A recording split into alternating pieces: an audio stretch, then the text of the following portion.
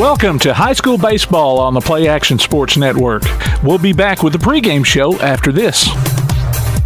Athens Bible School holds a very unique position in the Athens-Limestone County area as a school that offers better education on a better foundation. Athens Bible School consistently provides a well-rounded education for its students by teaching them how to succeed in life, spiritually, academically, physically, and socially. Founded in 1943, Athens Bible School is a K-12 private school whose mission is to provide a quality education from a biblical worldview in a Christian environment. To find out more about Athens Bible School, call 256-232-3525 or visit them online at athensbibleschool.org. Thompson Roofing and Construction has been serving the Tennessee Valley since 2008, one of 10 GAF Master Elite contractors in the state, and boasting an A-plus rating with a Better Business Bureau. They're also family-owned, and as a result, they emphasize quality and client satisfaction above all else. Whether you need a new roof, roof replacement, repair, or inspection, or even gutter or siding installation, you can trust Thompson Roofing. Visit them online at 256roofing.com or call 251-5566. Thompson Roofing and Construction. TAD Incorporated, residential and commercial painting contractors in Athens. Call Terry Dutton at 256-777-8142.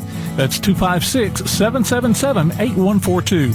TAD Incorporated says, go Trojans. If you'd like to download a copy of this game or hear it again on demand, go to pasnetwork.net. You can find this game and previous games under the Archives tab. You can also subscribe to the Play Action Sports podcast and listen to it on your favorite platform like iTunes, Amazon, and Spotify, or ask Alexa or Google to open the Play Action Sports podcast. Keeping you up to date on Athens and Limestone County sports, Play Action Sports. And good afternoon and welcome to the Play Action Sports broadcast of Athens Bible School Baseball. Scott Abernathy here alongside producer Tim Lambert. And we are already underway here as the Trojans are taking on the Shoals Christian Flame out of Florence. Two teams that have met one another numerous times over the years. And a leadoff batter, Matthew Kemp, the catcher, just singled to left center, and he's aboard first base as a runner at first. Braden Suggs is on the mound for the Trojans. Trojans will be playing playoff baseball later on this week, and so they're going to be conserving their regular pitchers. And the swing and a foul ball back against the dugout is number 6. That's Ashland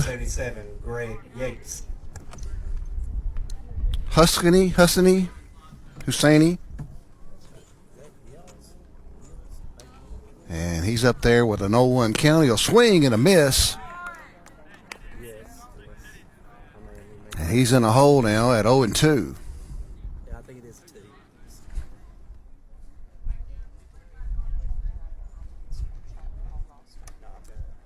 Suggs working from the stretch. Runner goes at first. That's an inside pitch. And there will be no attempt to throw the runner at first. That's Kemp. He'll advance to second. And Hussaini will stand in there, I believe, with a 1-2, maybe a 2-2 count. Suggs delivers. It's well off the plate for ball. I believe it's 2-2. We'll check the home plate umpire. Just underway here from Athens Bible in what is the second game ever to be played in this brand new baseball park here on the new Athens Bible Purcell campus.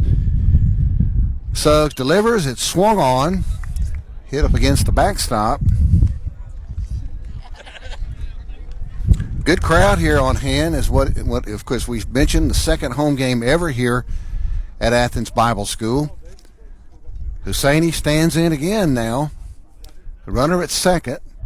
There's the pitch, and it's on the inside corner for strike 3. The Trojans have an out here in the top of the third. This will be number 22, C.J. Butler, the first baseman.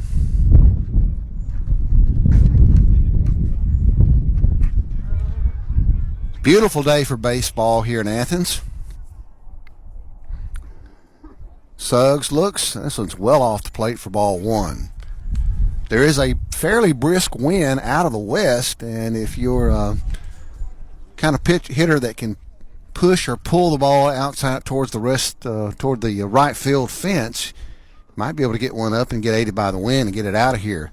Second pitch is down and low for ball 2. 2-0 now to C.J. Butler as he stands in. Again, Kemp, the leadoff batter, is the runner at second. Has a short lead at second. Here comes the 2-0. It is swung on and fouled off against the backstop, and the count will go to 2-1. We'll try to say more about the new ballpark here at Athens Bible. I believe the dimensions down the third base line are something like 304, 305. Down the right field line, similar to that, 306 or so, but 360 in deep center field. There's a pick-off attempt to second base. The runner's back safely. And Butler's going to stand in again now with a 2-1 count.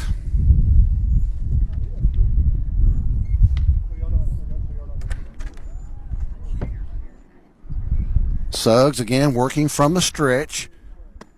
And that's a ball high, and the count will go to 3-1. Both of these teams have had up and down years. A year here in terms of 2023. Here comes the 3-1. That's a pitch in there for a strike, called strike. Looked like a good pitch from here on the inside corner from Suggs. Again, Suggs, I don't believe normally pitches. Normally the center fielder, but again, this being playoff week, you're not going to see the Trojans put their best pitching out there today. Not to say that Suggs won't do an ample job. Here's a ball high, and it's going to be thrown, and the runner is going to advance from second to third. The batter, Butler, will advance to first on the called ball 4.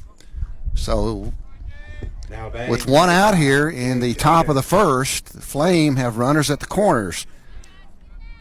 This will be Gage Aday. Stands in there, takes the first pitch, calls strike 1 on the right side corner. Aday now standing in with a 1-2 count. Runner at first did not advance. With runners at the corners, and he's going to throw over to first. It's a pickoff attempt. Over to first to number 23.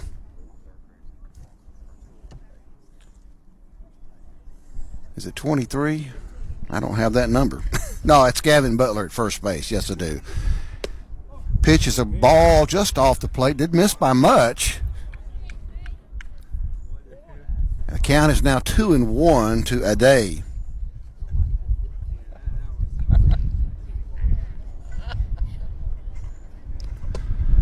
This pitch is well off the plate. The count's 3-1 now. So Flame here are called ball from having the bases loaded here in the top of the first. And this pitch is down in the dirt. And I thought that was ball 4. I guess it wasn't. As Aday will stay in there now. It's got to be 3-1 now. Still no attempt by the runner at first to advance. I'm a little surprised at that. There's a swing and a miss. And the count will go full now on Aday, the third baseman.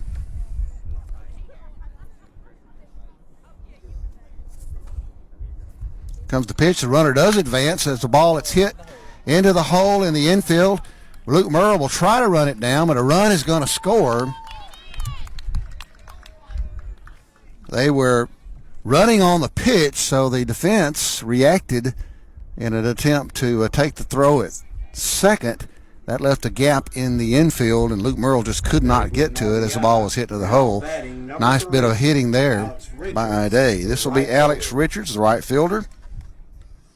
Standing in again now with one out here in the top of the first. The runner will go on the pitch, and that'll be a hit batter. So now that's going to load the bases. The runner was advancing on the pitch, but the ball was delivered on the inside. And Alex Richards.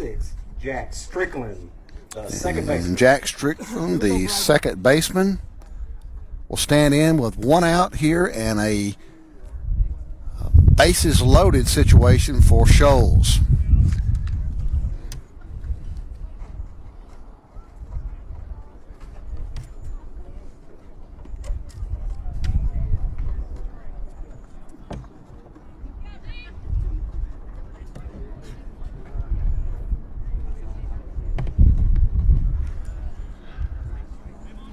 So an opportunity here now for the Flame to take advantage and put some more runs in. The infield, at least on the corners, are going to come in. They'll play for the double play.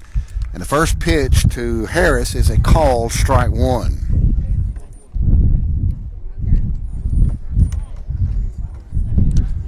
Here comes the 0-1 from Suggs. And that pitch is going to be a called strike on the outside. And umpire Dennis Black appears to have a pretty wide strike zone thus far, giving that pitch.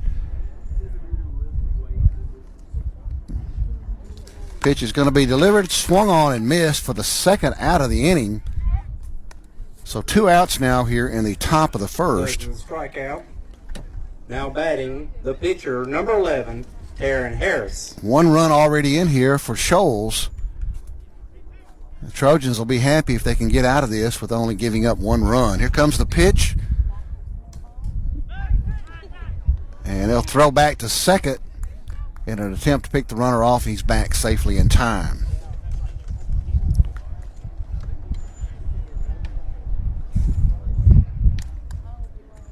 Harris, the pitcher, stands in with an 0-1 count. And that's a pitch right down the middle, down the heart of the plate, and the count will go 0-2.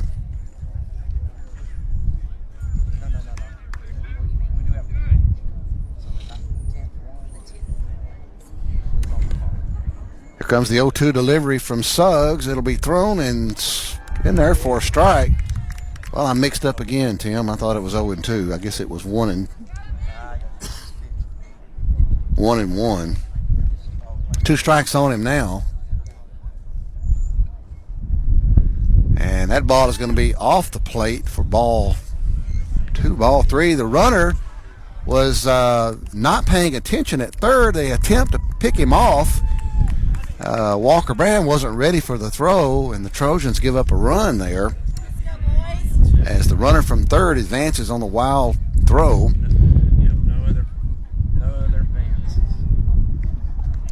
None of the other runners advanced, so you got runners at first and second here now with 2 outs. I know that was a ball there. I've lost track of the count. Here comes the pitch. Leopard sets off on the outside corner. Pitcher does not chase. Excuse me, the batter does not chase.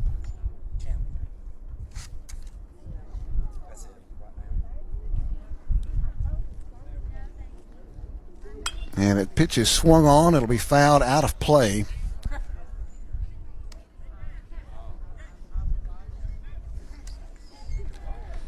Still a new ballpark. They do not have scoreboards up working yet, so it's a little hard to keep up with things. Here comes the pitch. It's swung on and missed. And that'll be the end of the top half of the first. This is the end of the top half of the first inning. We'll head to the bottom of the first. Shoals 2 and ABS nothing. You're listening to Athens Bible School Baseball on Play Action Sports. Athens Bible School holds a very unique position in the Athens Limestone County area as a school that offers better education on a better foundation. Athens Bible School consistently provides a well-rounded education for its students by teaching them how to succeed in life spiritually, academically, physically, and socially. Founded in 1943, Athens Bible School is a K-12 private school whose mission is to provide a quality education from a biblical worldview in a Christian environment. To find out more about Athens Bible School, call 256-232-3525 or visit them online at athensbibleschool.org. Attention high school sports fans, are you an armchair official? You know, the parent or fan who constantly yells at the referees and loves to let everyone know just how bad you think they are. Well, if you think you could do better, then get in the game and prove it. It's time for you to suit up and make the calls where they actually count. Every sport in Alabama needs more officials. Sign up today at highschoolofficials.com. Hey, welcome back to ABS Baseball here on the Play Action Sports Network. Scott Abernathy alongside producer Tim Lambert. And we're bringing you today's game between the Athens Bible School Trojans and the Shoals Christian Flame. Shoals Christian was able to put 2 runs on here in the top of the first. And the Trojans will be coming up to bat here just in a second. As we've mentioned, this is a new ballpark here at Athens Bible School. They had a big ceremony on Saturday where they dedicated the new field and recognized the contributions of a number of individuals to help make this a reality. Still a lot of work to do. The playing field itself is completely ready, but the surrounding visitors areas and things like that, still some things to do in terms of concreting the spectator areas. The softball field just to behind us here is also under construction. It is nearing completion, but there's also plans for 2 additional fields on top of the baseball and softball that's still in the works. Press box, of course, there'll be electrical and a lot of things that'll need to be done to complete the complex. They're also planning on building tennis and track facilities as well as part of the Play It Forward campaign here at Athens Bible School. Braden Suggs, the starting pitcher for the Trojans, will lead off here in the bottom of the first. And the first pitch is well off the plate. That's from number 11, Taryn Harris. And I forgot to check to see whether or not Shoals made it to the playoffs, so they may be in a similar situation as Athens Bible. If they are in the playoffs in terms of pitching, they may be saving their pitching. Harris's second pitch also well off the plate for ball 2. Beautiful day for baseball. Perfect, not a cloud in the sky. Very, very comfortable here today as the temperature is around 70 degrees. That pitch is swung on. Suggs will hit it straight to the shortstop, and he will be, no, the ball will come out of the glove of the first baseman. He had to stretch just a bit to haul it in. I imagine that'll be scored an error, but Suggs is aboard here in the top of the first. I figured when the ball was hit to the shortstop that was going to be an out. Ball made a funny sound. I thought for a second that it may have gone off the shin of Suggs, but I guess not. He gets a good lead at first. That'll bring up number 5, Luke Merle, 8th grader, playing second base. Suggs is going to be chased back, and they'll throw, and the ball gets away just briefly from the first baseman, but not enough for Suggs to advance. Luke actually saw action last year, late in the season in the playoffs, even in the as they went down to Summerton last year. Suggs will go off on the pitch, but it'll be a called strike. Might have been a protective take there, but Suggs will be now at second base. But Merle played well as a 7th grader last year and is back in there starting now for the Trojans on the infield this year. Here comes the pitch. It's going to be off the plate again.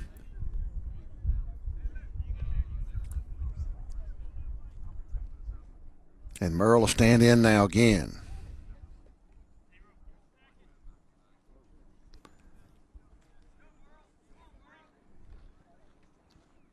And here comes the pitch. It is a fastball. It's going to miss off the plate.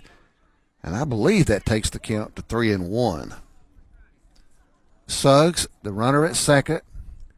Trojans down early here as the Flame put on 2 runs here in the top of the first. Merle stands in with a 3-1 count, and that's swung on, and it'll be fouled out of play. Jammed him just a bit. Well, umpire Dennis Black signals that that's 2-2. So the 2-2 now to Merle.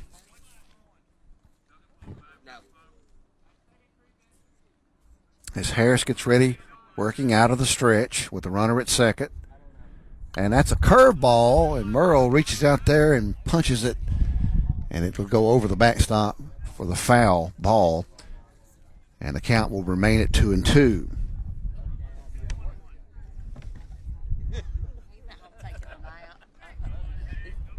The 2-2 now to Luke Merle playing second base. And that'll be off the plate like it was a curveball, attempted curveball again. So the count's going to go full now to Merle.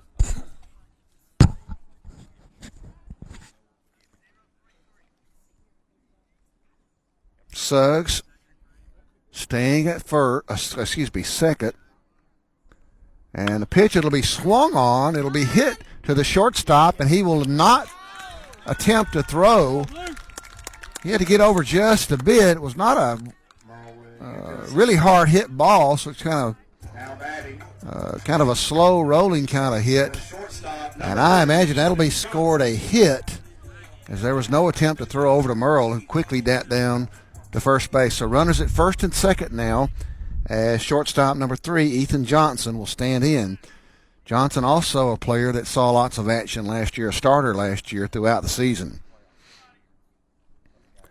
And that's a curveball, and it'll be called strike one by umpire Dennis Black. Here we go. Let's go 3. He judged it to be down low enough to be called a strike there. It was a good pitch. Johnson now will take the 0-1 pitch. That's another curveball, I believe. It'll be fielded by the third baseman, who will step on third for the out. There was a force out there at third. And Walker Brand had no chance to get down there to beat the fielder. Barely got a glove on it. I thought it was under his glove there at first. But he fielded it and made a good play. Here comes Walker Brand. Walker, a senior, number 17, playing third base. And runners will go on the pitch. No attempt to throw. The Trojans now with 2 runners in scoring position for Brand, standing in with 2 outs.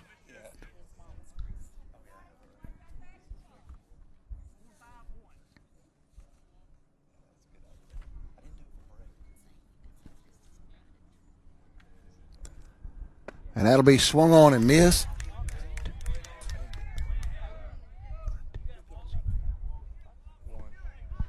Correction, it is just 1 out. I said 2, and I looked at the lineup, and I thought, well, who's made that second out? So just 1 out here in the bottom of the first. And that's a curveball. Nice pitch. It gets the outside corner of the plate. Brand, who rejoined the baseball team last year as a junior, has concentrated on basketball, as has Braden Suggs throughout much of their high school careers. Really good basketball players, and now joining the baseball team as well.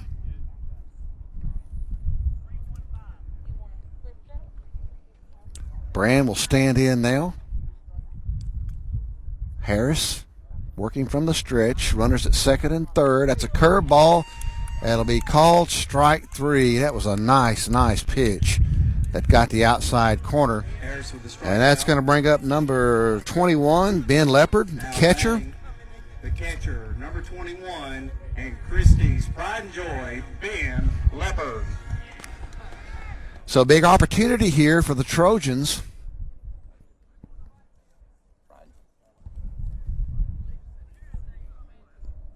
And the pitch is another curveball. He is living by that curve. And that's a call strike 1. Yeah. 2 outs. It's one run. That ball will be dribbled down the line, foul. We haven't scored.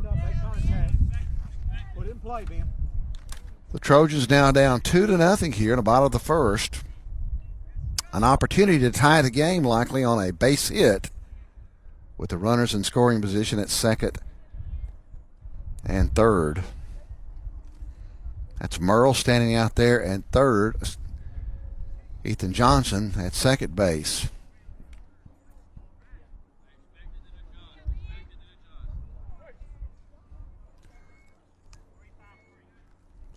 So Leopard stands in now. The pitch from Harris.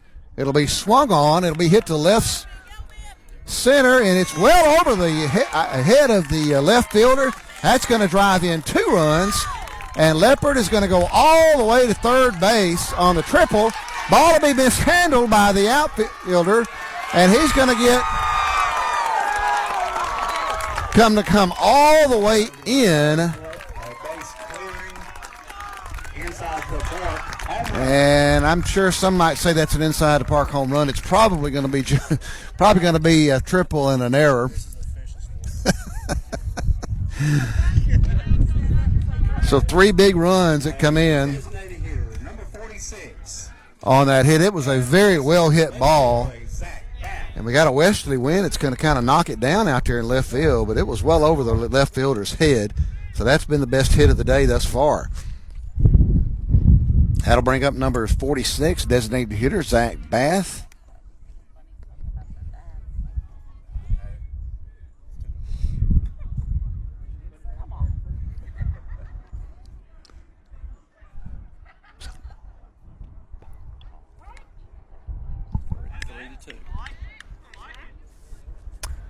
So on that one play, the Trojans take the lead,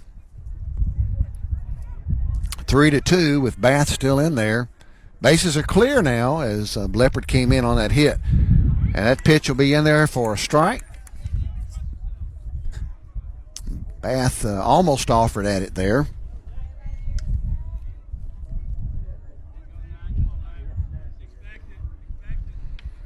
I'm being told that was officially scored a home run.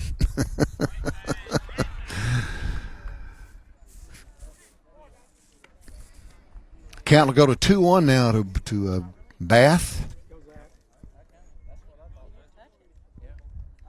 Bath at times has saw action not just as a designated hitter but also a pitcher for the Trojans. And that's swung on. It's going to be lifted out pretty deep to center field. And it's going to be over his head. And here comes Bath. He's going to hit second. And he'll stand there at second. Ball was well hit. It appeared as though the center fielder might have had trouble with the sun as he's staring right into it. This field runs from it's a typical ballpark layout as running from catcher to second base. Home plate to second base runs from southwest to northeast. And this time of day on the left side and center, you're going to get some sun, particularly this time of year. And Bath advanced to second base. And given it was over his head, I imagine that's going to be scored a double for Bath.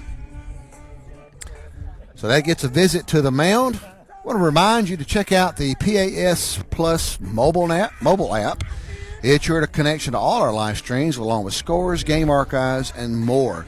Go to pasnetwork.net for the download links. And it looks like we may be getting a pitching change here as Harris getting roughed up a bit here with 2 outs. And number 22, Now pitching for the C.J. Butler, who had been at first base, will come to the mound and they'll warm him up. Follow us on Twitter at PAS Network and look for the Play Action Sports on Facebook. We'll keep you updated on the scores and information tonight and throughout the week. As we've mentioned, this is a brand new ballpark, only the second game ever to be played here. It's got a beautiful sod grass surface, ryegrass dominant right now.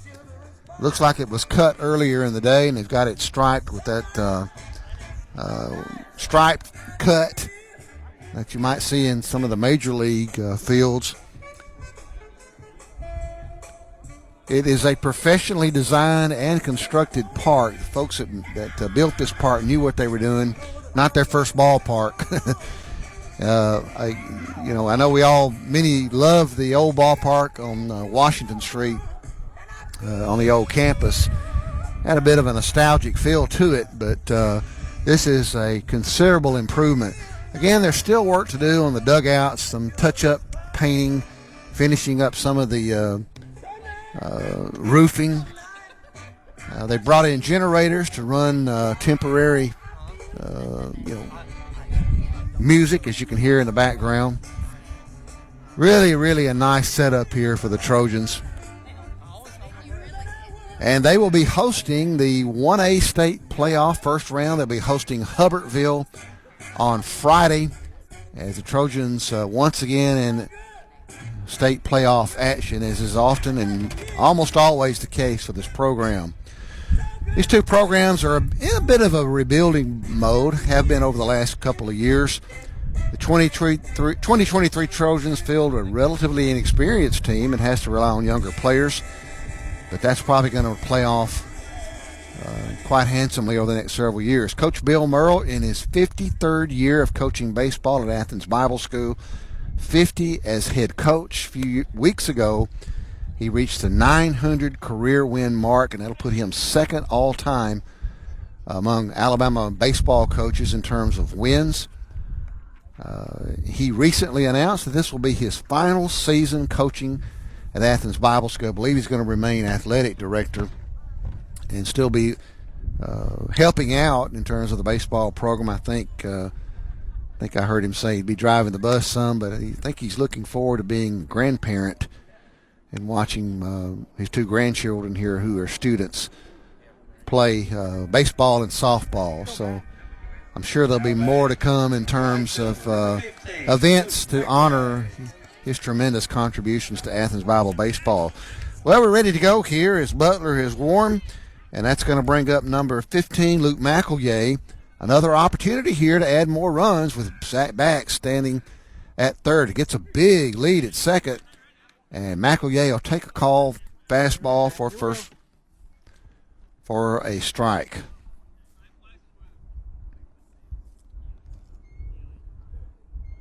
Butler delivers, attempts to throw a curveball, does not break inside, and that'll count a goal to 1-1. 3-2 our score as the Trojans bat in the bottom of the first. And Bath's going to go on the pitch, and that ball will be fouled off opposite. Got around a little late on it, and it hit the third base dugout where the Trojans are situated. Shorten up, Luke. Here we go. Let's go, Luke. And McElroy will be in a hole here at 1-2.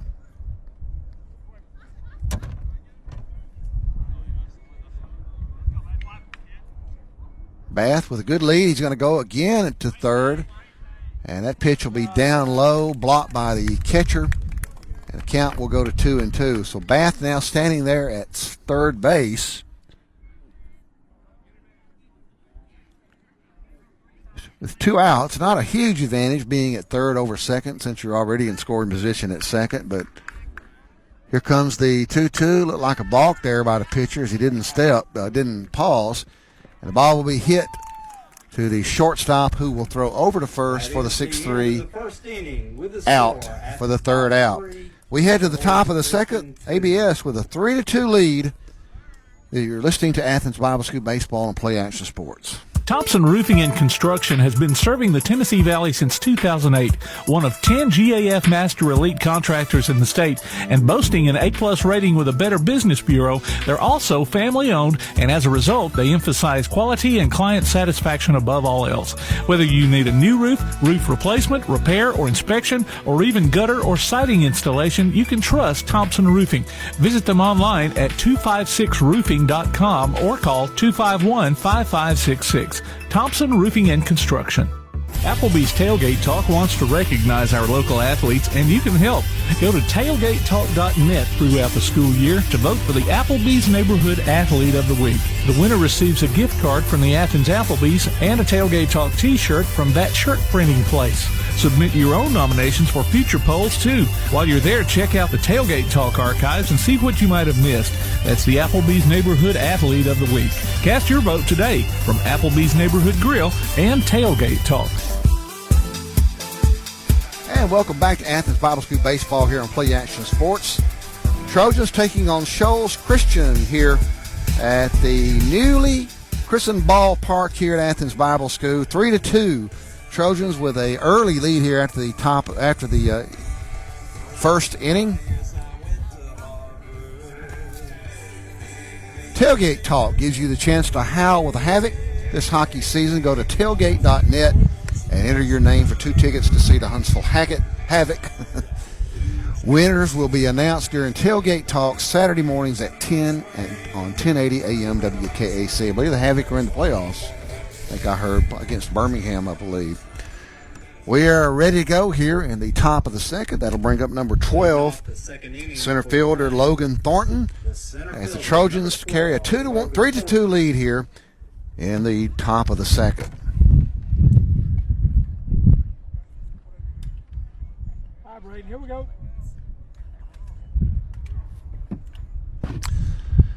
And Suggs will remain in there, and he'll deliver a swing and a miss for strike one. Good crowd here on a Monday afternoon for a game that's won't mean a lot in terms of standings and in terms of playoff action or anything like that. Shoals Christian closes their season, I believe, today. This is more of a warm-up for the Trojans as they get ready for the playoffs. And as I've been talking, Thornton has taken a pitch and swung on a couple and missed, and he's in a hole at 1-2. Here comes the 1-2 from Suggs, swing and a miss. Suggs with a strikeout. For a strikeout for the first out of the inning. The left fielder, number 27, Houston Stanfield. And that'll bring up number 27, Houston Stanfield, who was playing left field. And you can see the Shoals, quite a bit of youth on this team as well, as we mentioned with Athens Bible School. He'll take the first pitch well off the plate for ball one.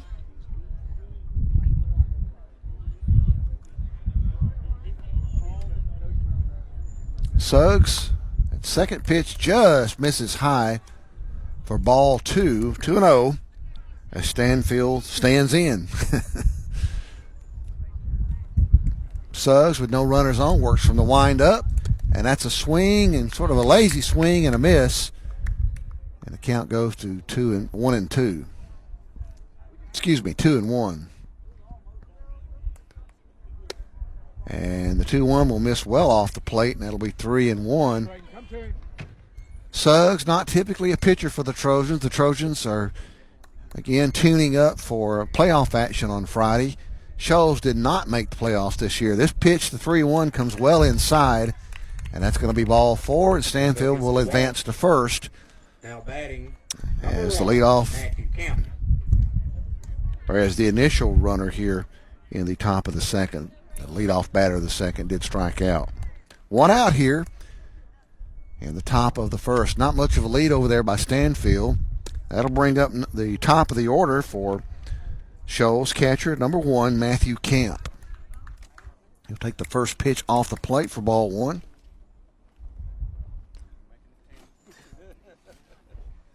And this pitch is going to be high and miss on the inside.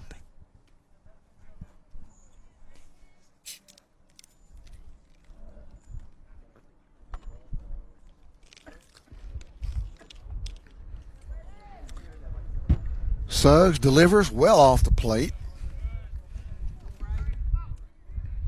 Let's go, JJ. May be able to tell it's a brisk, not a brisk day, but a windy day.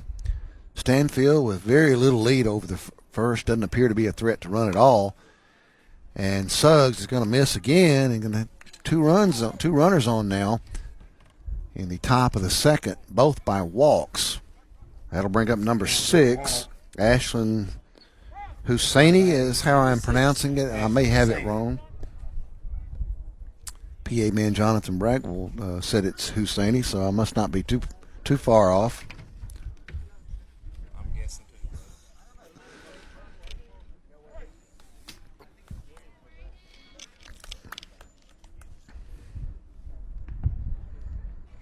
The shortstop, Husseini, takes that pitch on the inside.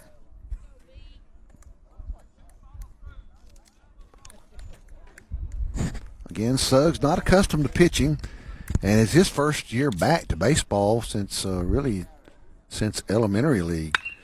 Ball is going to be hit, lifted high, and it's going to go over the center fielder's head. It's a home run. A home run by Husseini. That'll be a 3-run homer, though, on a ball that just kept carrying. I thought it was lifted high and he got up under it, but perhaps he was aided by the westerly wind. You can't do that, Blue.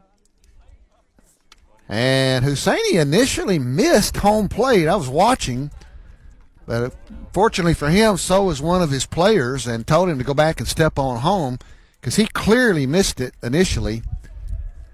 But regardless, that's a 3-run homer for Shoals Christian, and they'll take a 5-3 lead. Number 22, C.J. Butler. Ball was hit pretty much dead center field or close to it, and that's about 360 out there, as I'm told. So the ball appears to be carrying well today, but a lot of hits that have gone out well into the outfield. Well, that'll bring up number 22, C.J. Butler, the first baseman.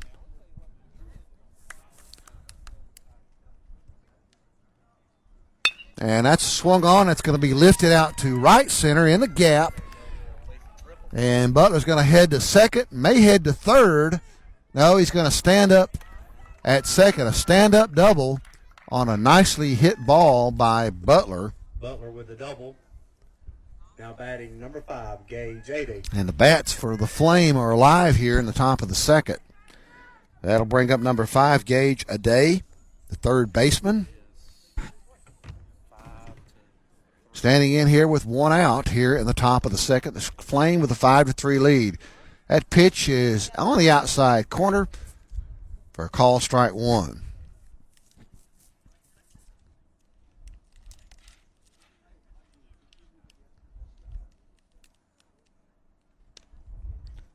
And that ball is going to be down. Nice block by catcher Ben Leopard on that pitch. That ball was in the dirt.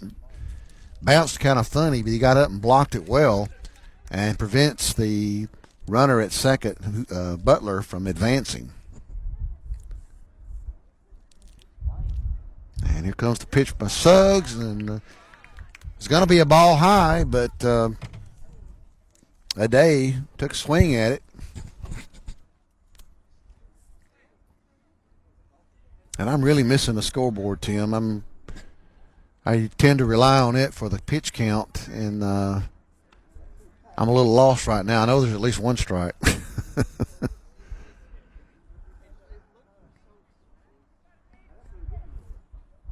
The day stands in.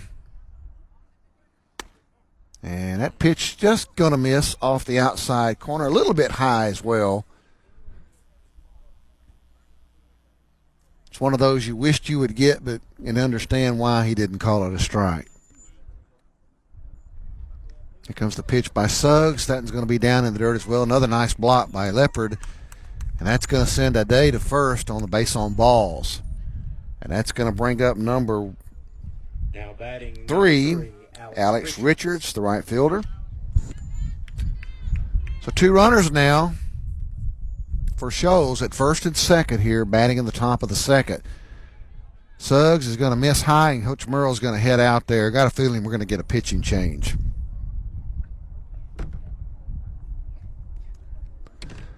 And I'll make sure before we head to a break, but I hadn't seen anybody come in yet, so we'll make 100% sure. In the meantime, we will remind you that you can download a copy of this game or listen to it on demand by going to pasnetwork.net. There's a streaming schedule of upcoming games and links to our mobile apps as well. So the Flame with 2 runners here on at first and second, batting in the top of the second. Already the benefactors of a well-hit home run, and looks like we are going to get a pitching change. 5-3, Shoals Christian batting here in the top of the second. We'll be back in just a moment. You're listening to Athens Bible School Baseball and Play Action Sports. TAD Incorporated, residential and commercial painting contractors in Athens. Call Terry Dutton at 256-777-8142. That's 256-777-8142. TAD Incorporated says, go Trojans. Timeout. All right. Remember, we're a team that plays together. Listen, the winning will take care of itself. We just have to get everyone involved. In interscholastic sports, we celebrate what makes every one of us unique. And in the pursuit of a common goal, everyone in the huddle, in the bleachers, and in the community comes together. This message presented by the AHSAA and the Alabama High School Athletic Directors and Coaches Association. The next time you need a pharmacy, one call to Athens Creekside Drugs, Salem Pharmacy, or Florence Express Pharmacy will fill the bill. All 3 locations are committed to providing you the best services a pharmacy can offer. Whether your needs are simple or complex in nature, they can all provide solutions that deliver results. They pride themselves on their customer service that includes timeliness, quality service, and a friendly attitude. Athens Creekside Drugs, 605 Highway 31 South, Salem Pharmacy at 28730 Highway 99, and Florence Express Pharmacy on Mall Road in Florence. TAD Incorporated, residential and commercial painting contractors in Athens. Call Terry Dutton at 256-777-8142. That's 256-777-8142. TAD Incorporated says, go Trojans. And welcome back to Athens Bible School Baseball here on Play Action Sports. Got a pitching change for the Trojans as Camden Strickland comes in to pitch for the Trojans here in the top of the second. Shoals with a 5-3 lead here, batting with 1 out with runners at first and second. A 3-run homer by C.J. Butler here in the top of the third, responsible for all the runs. Strickland's going to go throw back to second in an attempt to pick out the runner. And ball, I think, sailed just a bit. It got behind him. A little bit blocked here, but it got behind the second baseman, and the runner is back safely. And the pitch from Strickland is ball 1. Number 3, Alex Richards, the right fielder, up for the Flame. Strickland will look over to first. The runner is not being held with the runner at second.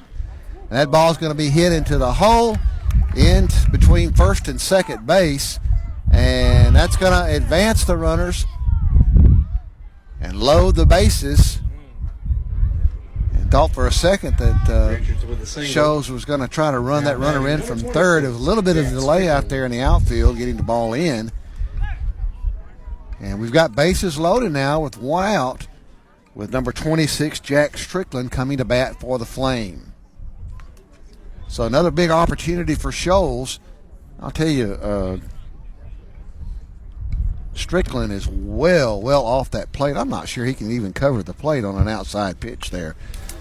But he got his bat on that one. First pitch is fouled off against the backstop for strike 1.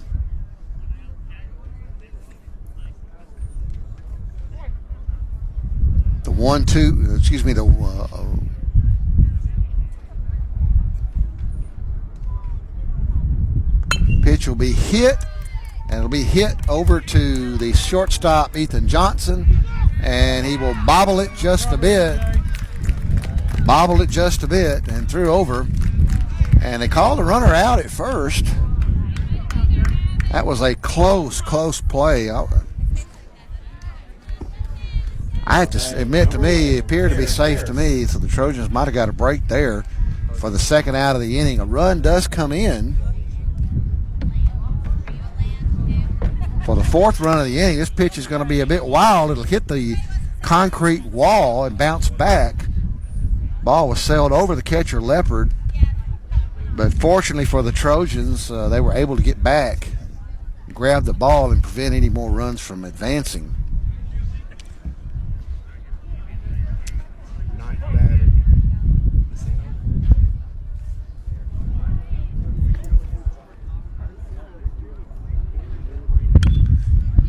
This is number 11, Taryn Harris, the pitcher.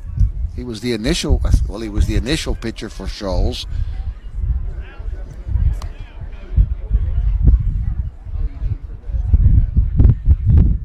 Wind seems to be picking up a bit now.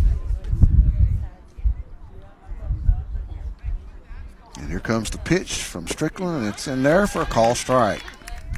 Nice pitch. Count now 1-2.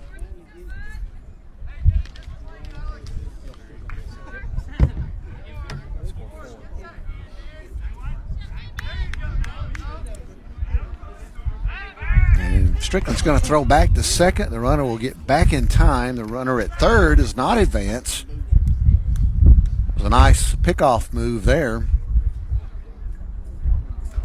Shoals has put on 4 runs here in the top of the second to take a 6-3 lead, and looking for more here. And that pitch is going to be hit into the outfield, and that's going to bring in another run. They quickly get it back in. So only one run advances, but that's the 5th run here of the top of the second. As the Trojans now down 7-3. And that's going to bring up number 12, Logan Thornton.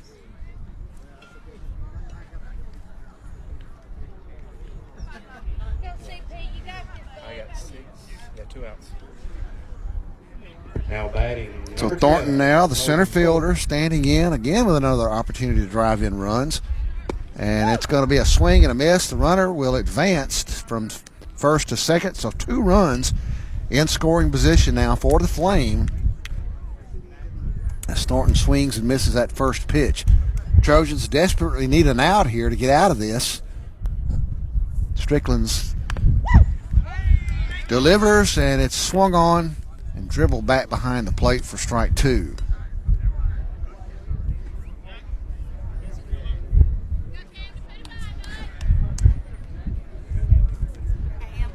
Good to see Coach Melvin Miller out. He chased down that ball. He's a pitching coach for the Trojans, has been for a long time. And this pitch is going to bounce again against the concrete wall here. Trojans getting some fortunate bounces off that wall that have kept runners from advancing.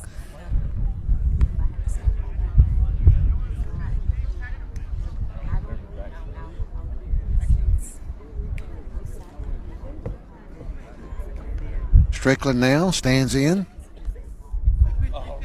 delivering from the stretch with the runners on. And that pitch is going to be delivered ball high. And Leopard attempts to throw down on a nice pickoff attempt there. The runner did get back. Walker Brand hauled it in, tried to apply the tag, but not in time. Trojans trying to get an out any way they can get it here. Strickland's pitch, and it's going to be a nice pitch off the plate there on the outside corner, and that's the 3rd out of the inning. We'll head to the bottom of the second. Trojans need some runs. 7-3, Shoals with the lead. Back with more Athens Bible School baseball in just a moment on Play Action Sports. Have you noticed bad behavior has become normalized at interscholastic athletic events? Some fans seem angry. They lack civility toward one another. Some even get aggressive and unruly. Time out! What is going on? This has to stop. Let's not forget, school sports aren't just about winning. And they're definitely not an excuse to take your frustrations out on the official or the opponent. They're about teaching lessons like perseverance, respect, and empathy, so students can learn and grow as people, not just as players. We all have a role to play in setting a good example for our students and teaching them these important values. So fans, it's time to step up your game and behave positively at interscholastic athletic events in Alabama. This message presented by the AHSAA and the Alabama High School Athletic Directors and Coaches Association.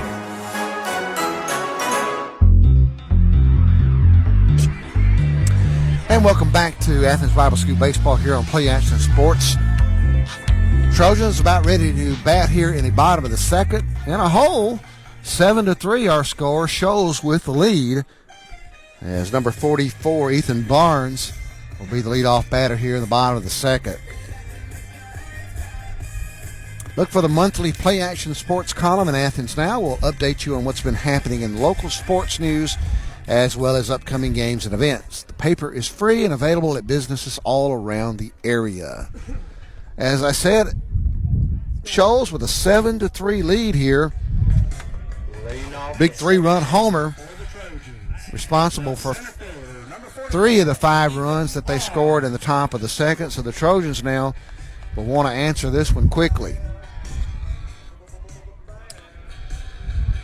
Number 22, C.J. Butler, who was a player that hit that long, towering home run there in the top of the second, is standing in to pitch and delivers ball 1. Shoals, I'm told, did not make the playoffs this year. I think they're in a pretty tough area over there in northwest Alabama. You've got several teams that are traditional powers in 1A to contend with. Pitch is going to be swung on and missed. That pitch was off the plate, and Barnes reached out there and could not make contact. 1-1 our count now.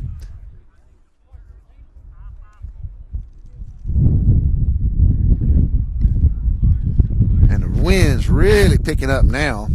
And that pitch is going to be off the plate for a ball, and the count will go to 2-1.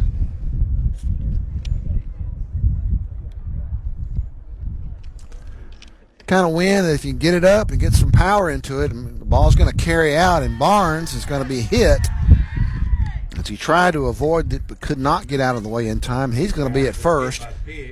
And down 4 runs, the Trojans will be happy to get base runners. And number 36, Chandler James, will step in now. See a lot of youth on this Trojan team. That 7th and 8th grade class through the years have been pretty talented and had a lot of success as they've moved up. And they're being relied on this year as well. James will stand in and he'll swing, jammed a bit, as the ball's hit up against the backstop for strike 1.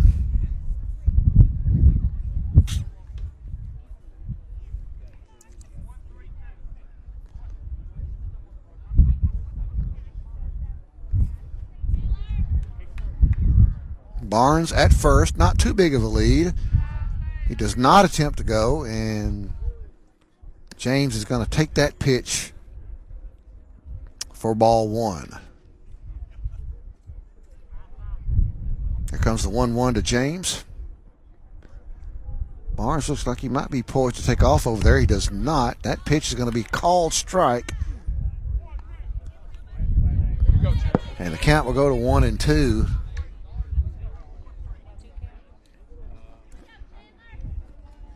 James stands in now in a hole at 1-2. Barnes does not go on the pitch, and that pitch is going to be off the plate. Didn't miss by much. And the count goes to 2-2. Pretty setting here at this new ballpark. You've got lots of trees behind the outfield fence. Picturesque view with those trees. And this pitch is going to be delivered. And the count's going to go full, I believe, now, as that ball just missed on the outside.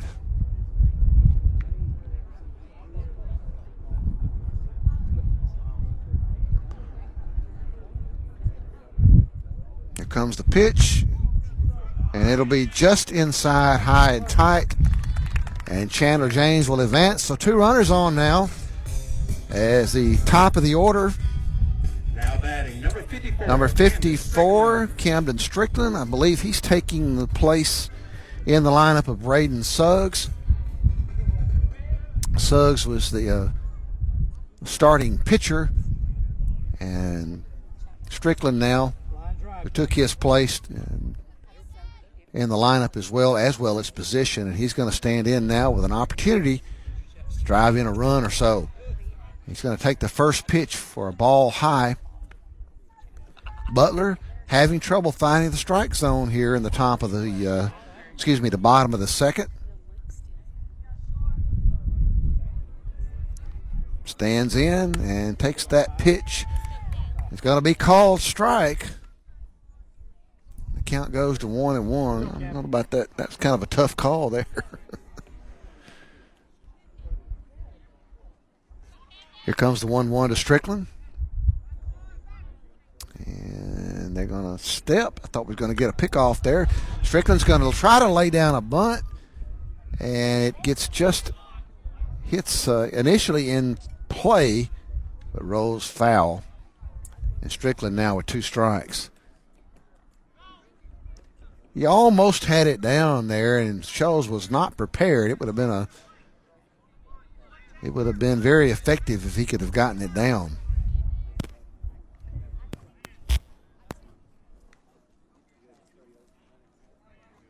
Butler delivers, and that ball's going to be hit, well hit, right to the center fielder. It goes off of his glove, so that's going to be an error. And the Trojans they're going to wind up with 2 runners nearly at third. They're going to chase one of the runners back to second, and a run's going to come in. That's going to be Ethan Barnes. And Chandler James was able to get back there. I thought he was dead meat. They quite nearly had 2 runners on the same base, but James was able to get back safely, and the runner Barnes was able to come in and all of that. And the Trojans get up a much-needed run here in the bottom of the second. So the runners now continue at first and second, and this is going to be swung on by Luke Merle, and it's into foul territory just outside the fence for strike 1. Top half, Luke. Get on top of it. Let's go. A lot of room between first base and the right field dugout, but the fence does start to angle off a bit as you go further out towards the foul pole, but that was out of play. This is Luke Merle, as we mentioned, playing second base. Stands in now with an 0-1 count. And that's going to be taken for a ball down in the dirt for ball 1. And he's getting some instructions from Coach Bill Merle out there.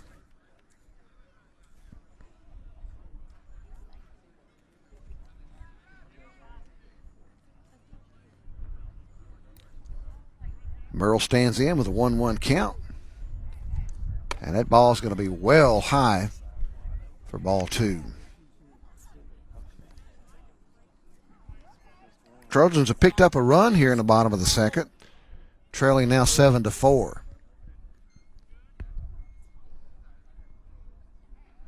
And that's going to be swung on. That's going to be hit to the left center gap. It's going to go all the way to the fence. That's going to score 1 run. Another's going to make his turn. That's Strickland. And he's going to go all the way home. And Luke Merle is going to round second all the way to third and make it in safely. 2 more runs score for the Trojans. And all of a sudden we got a 7-6 game here in the bottom of the second with no outs. And Merle standing at third. Ethan Johnson, the shortstop, now stands in. This is turning out to be a track meet here with the runs being scored.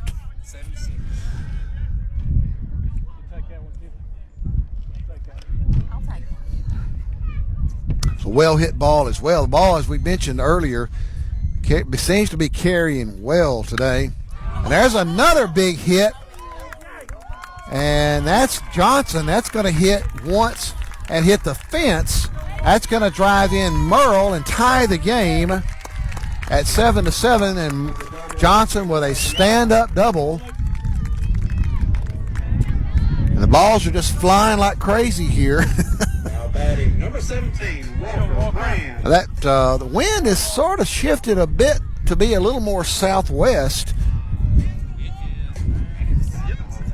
And I don't know how many balls we've had hit to the outfield. Had 1 home run hit already by Shoals. Walker Brand now will stand in with an opportunity to drive in more runs with no outs. He'll take the first pitch high for ball 1. Walker stands at 6'8", so quite a strike zone for pitchers to work with him. But that first pitch was a ball. Walker bats from the left side. And he'll take that pitch for a call, strike 1. 1-1 now, the pitch count to Walker Brand. Butler stands in, working from the stretch. And that'll be swung on and lifted foul.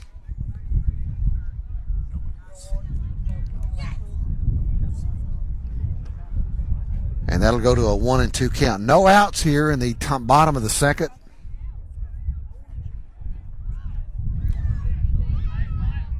Here in a tie game here.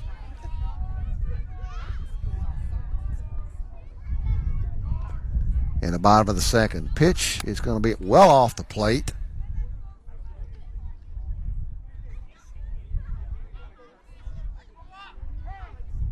And we're going to get a timeout. And I got a feeling we're going to get another pitching change. If so, we'll take a break. Let's make sure. And remind you to tune in for the Play Action Sports Update 3 times each weekday for school, youth, and amateur sports news from the Limestone County area on 1080 AM WKAC. Still, Coach Hunter Putman is still meeting to make a determination on what to do here. Maybe he's just going to give him some instructions. He's going to leave him out there. So he's given up 4 runs here in the bottom of the second. And we have a tie game, 7-7. With Walker Brand standing in, I believe, with a 2-2 count. And home plate umpire Dennis Black noting that was a visit. There's so many visits they get. I believe it's 5 through the course of the game. I think that's right. Rules have changed over the years. So a big chance here now, big opportunity for Brand, and he's going to take called ball. Pretty good looking pitch there. Might have missed low. Walker's knees are up higher than most people's. I believe this will be a full count. Again, we don't have a scoreboard here, and he'll swing and take a strike, call strike 3 for the first out of the inning. Bubba with the strikeout. That's going to bring up Ben Leopard, number 21. Ben had a nice hit in the first inning. It drove in some runs. I believe drove in 2 runs. Ben catching for the Trojans this year.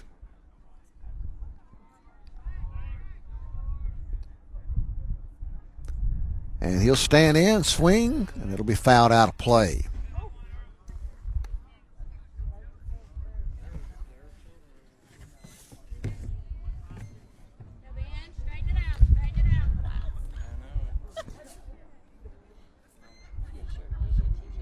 One out here for the Trojans here in the bottom of the second.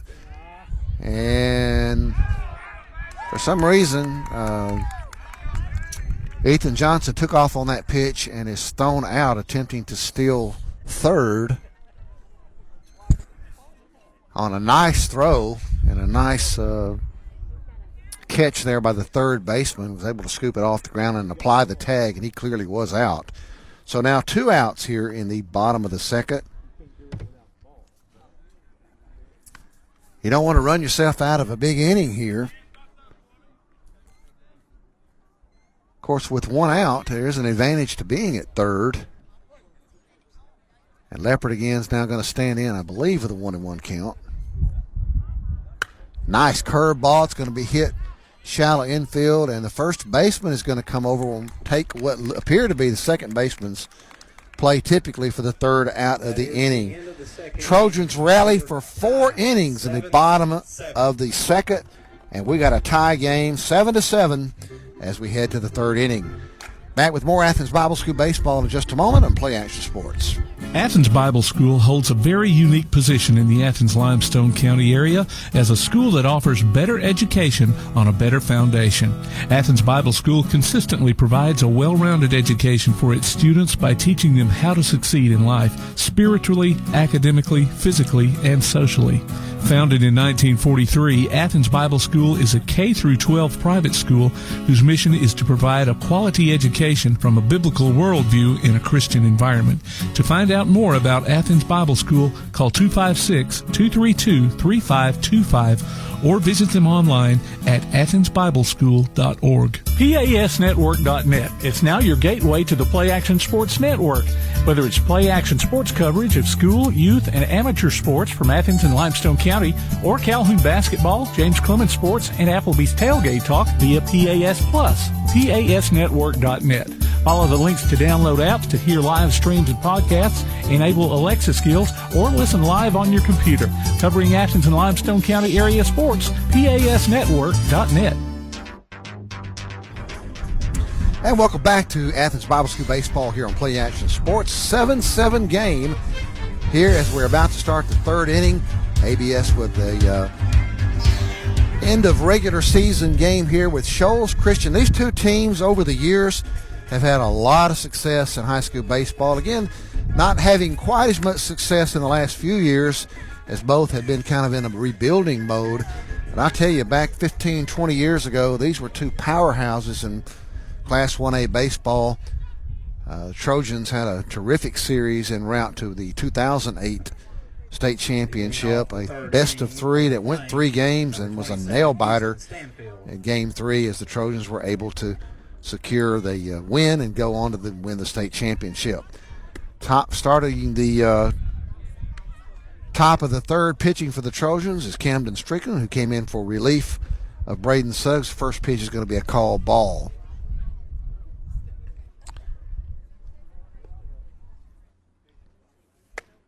And the bottom of the order, Houston Stanfield stands in.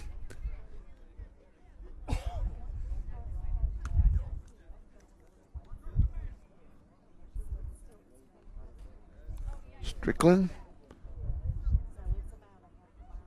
And he'll deliver. It'll be a called strike. Strickland working from the stretch, it appears, even though there are no runners on. Comes set, and he delivers, and just missed the inside there. The count goes to 2-1.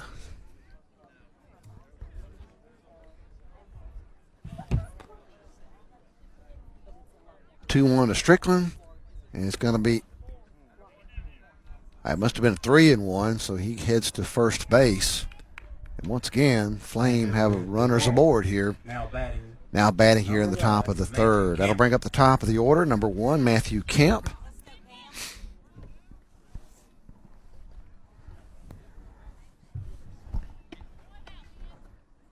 Stanfield with a short lead at first. And a pitch is going to be just off the plate, missing for ball 1. 7-7 our score, with the Flame batting here in the top of the third.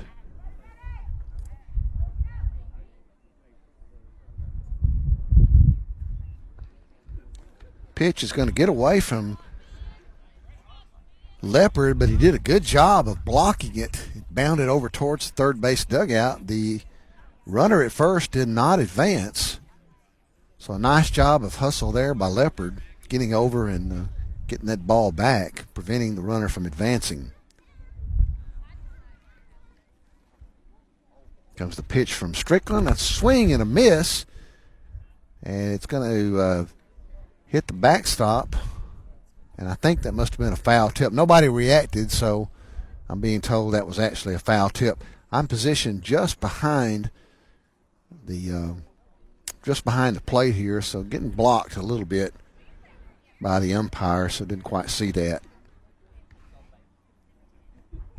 Stanfield really hardly any lead at all over at first. That pitch is going to be a ball off the plate as Camp takes.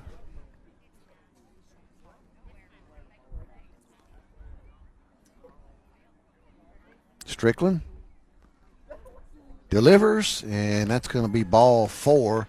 2 runners aboard now for the Flame here in the top of the third. And that's going to bring up number 6, Ashlyn Husseini. Now batting number 6, Ashlyn Husseini. The shortstop. Husseini, a good-sized player, one that you would figure would have some power. And with the way the ball is carrying today, you want to keep the ball down and try to avoid these big outfield hits. Husseini stands in. No outs here in the top of the third. That ball is going to be blocked nicely by Ben Leopard. Pitch down in the dirt for ball one.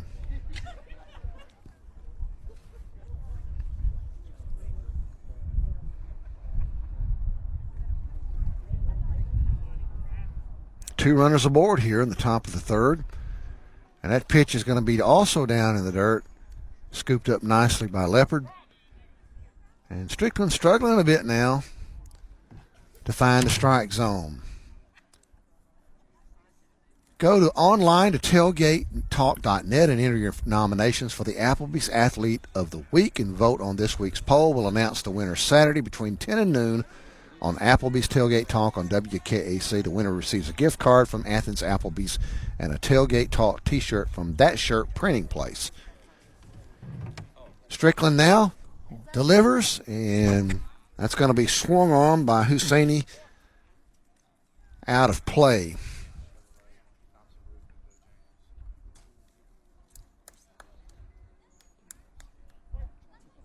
Game's kind of settled down a bit. They were rip-roaring with runs in the first couple of innings. And that's going to be a call strike on just the outside corner of the plate. Nice pitch that time by Strickland.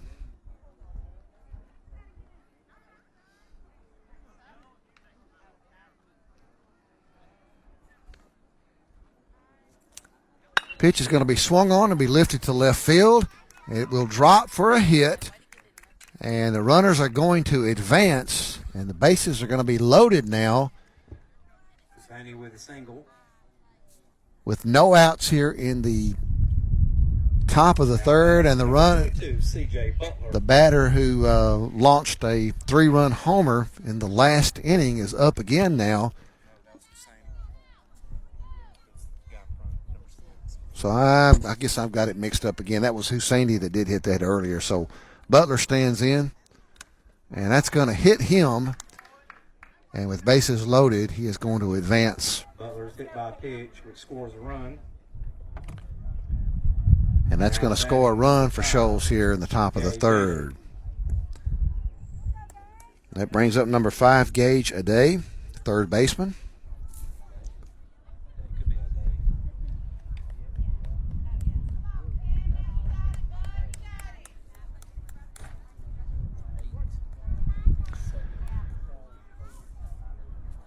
So that gives Shoals an 8-7 lead. Strickland's pitch is taken for strike one. Golden opportunity here for Shoals to add more runs. No outs here in the top of the third in a game that's going to be in double digits, looks like, for both, the way things are going. Aday stands in and will take that pitch. Also a called strike. Nice pitch there by Strickland. And Aday is in a hole now at 0-2.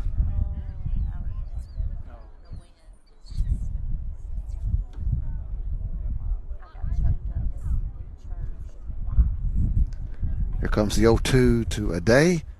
That's going to be swung on. It's going to get through the infield, and one run will score. Another run will score. So well-delivered hit that time by Aday, 2 runs. RBIs.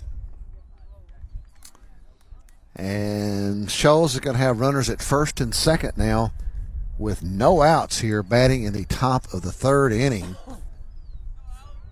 That's one of those balls that just had eyes, as they say sometimes, to be able to sneak out of the infield, hit in just a perfect spot. So no runs now, and that'll bring up number 3, Alex Richards. Takes the first pitch for a ball. And Coach Bill Merle is heading out, and I think we're going to get another pitching change, and I'm quite certain we are. We'll take a break. 10-7 our score, top of the third, Trojans in a hole. We'll be back with more Athens Bible School baseball in just a moment on Play Action Sports. Thompson Roofing and Construction has been serving the Tennessee Valley since 2008, one of 10 GAF Master Elite contractors in the state, and boasting an A-plus rating with a Better Business Bureau. They're also family-owned, and as a result, they emphasize quality and client satisfaction above all else. Whether you need a new roof, roof replacement, repair, or inspection, or even gutter or siding installation, you can trust Thompson Roofing. Visit them online at 256roofing.com or call 251-5566. Thompson Roofing and Construction. One of the worst feelings you can have is that of being stranded. Well, BT's Towing, Tire, and Truck Repair makes that a thing of the past, with 24/7 towing services and roadside assistance in the northern Alabama and southern Tennessee areas. But that's not all. They also offer truck and trailer repair, mobile welding, brake service and repair, new and used tires, and other major and minor repairs. Their name says it all, BT's Towing, Tire, and Truck Repair. For 24/7 response, call 497-8234. That's 497-8234. BT's Towing, Tire, and Truck Repair. Why are interscholastic sports called the last classroom of the day? Because they teach students important life lessons like teamwork, accountability, and perseverance. School sports are so much more than a game. They're about developing the whole person. That's why they're an essential part of every student's education. Encourage your student to participate in the last classroom of the day, interscholastic sports in Alabama. This message presented by the AHSAA and the Alabama High School Athletic Directors and Coaches Association.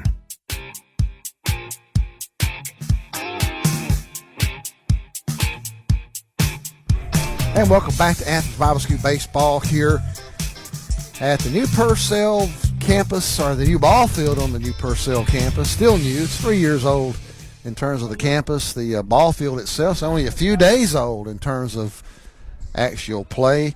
Number 3, Alex Richards stands in to Luke Merle coming in. Luke's been at second base for most of the game, just being brought in to pitch. Delivers a ball low in his first pitch. Bases are runners at first and second. That's a pitch delivered. A nice pitch there by the left-handed Merle. And that's a 1-1 count now to Alex Richards. Merle's pitch is going to sail on him just a bit there, but did a nice job. Runner is going to be off the base there. He's going to be thrown out by a nice throw by catcher Ben Leopard. That's the first out here of the top of the third. Runner just got off base by just a bit too much. And Leopard alertly threw him out, threw behind the runner at second base. And that's a big out here in the top of the third. Count goes to 3-1 now. Merle's going to throw it in there. It's going to be a swing and a miss by Richards. And the count's going to go full.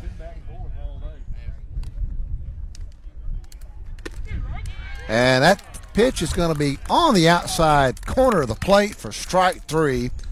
And that's another big out here in the top of the third inning. Now batting, number 26, Jack Strickland. That brings up number 26, Jack Strickland, playing at least initially second base. And Merle's going to throw over to third. Nice pickoff move by the left-handed Merle. But the runner gets back in time. Going to throw over again, try to catch him napping. He gets back again.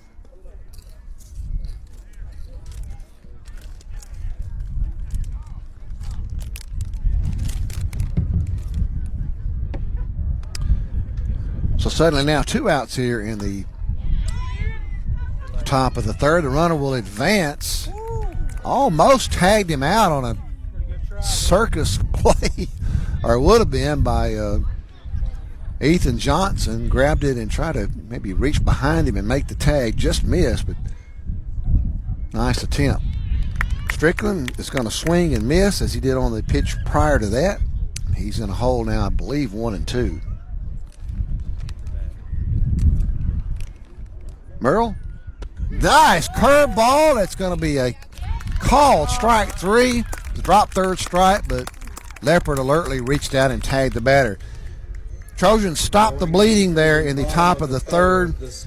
Our score 10-7. Shoals with the lead, headed to the bottom of the third. We'll be back with more Athens Bible School baseball in just a moment.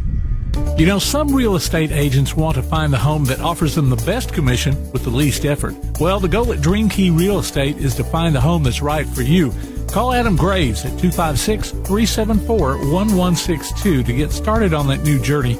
Whether you're in the market for your first home or you're ready for a change, Adam is here to help you achieve your dream. He's a local agent with local knowledge. Call him at 256-374-1162 or drop by and see him in person at 121 North Jefferson Street in Athens. Adam Graves at Dream Key Real Estate. Athens Utilities comprises Athens Electric, Athens Gas, and Athens Water Services. Together, we are committed to providing reliable and affordable electricity, natural gas, and water and wastewater services. We operate as part of the City of Athens, and just like our city's motto of Athens is classic, Southern character, we believe in supporting what makes our community special. And that includes Athens and Limestone County sports. Call 233-8750, come by the office at 508 South Jefferson Street, or look for the link online at athensal.us. And welcome back to Athens Bible School as the Trojans are taking on the Shoals Christian Flame, down 10-7, headed to the bottom of the third. Nice day for baseball here in Athens, and what is the second game ever to be played here in this new ballpark here on the Athens Bible School campus. This campus opened about 3 years ago. Trojans have been without a home baseball field. They were able to play and practice at Tanner High School the past couple of seasons, something that greatly appreciated by Athens Bible School in terms of the Limestone County Board of Education and Tanner High School, but that certainly was not a long-term solution, and they were able to get their field open here latter part of this season. That's going to bring up number 46, Zach Bath, one of our seniors today. And he takes the first pitch for a call strike one, and second pitch also a call strike. That looked to be a bit off the plate there.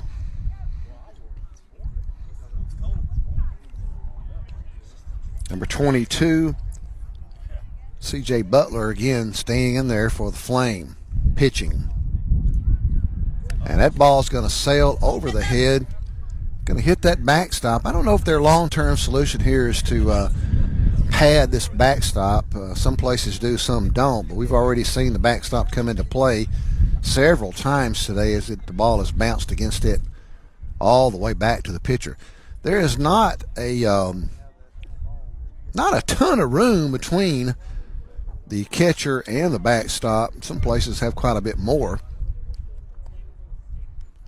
but it's still appropriate for a high school field. That pitch is going to be called strike on the outside corner of the plate.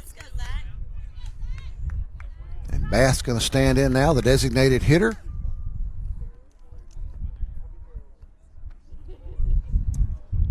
And that pitch is going to be well off the plate, and Bath does not chase.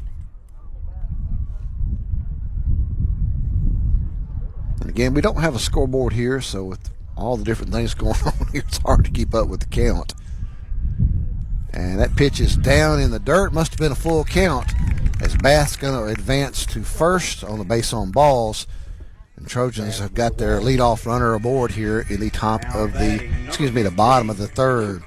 That'll bring up number 15, Luke McElroy. Luke playing in right field today.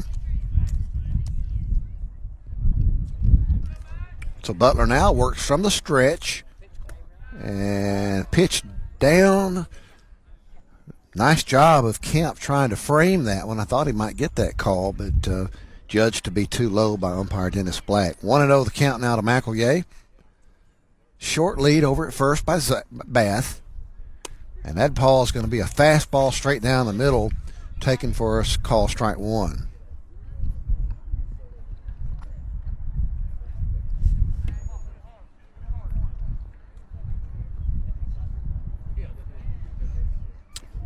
McElroy batting as a left-handed batter. It's a swing and a miss, and he's in a hole now.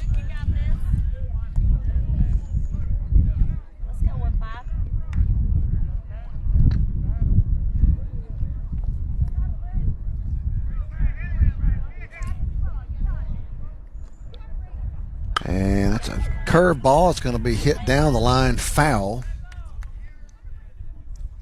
And McElroy stays in there, I believe, with a 2-2 count. We'll verify here in a second, hopefully.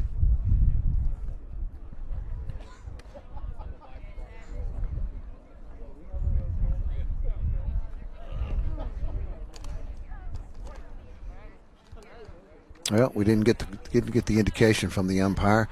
I know there's at least 2 strikes, and I believe it's a 2-2 count. And here's the pitch. It's going to be swung on and hit well.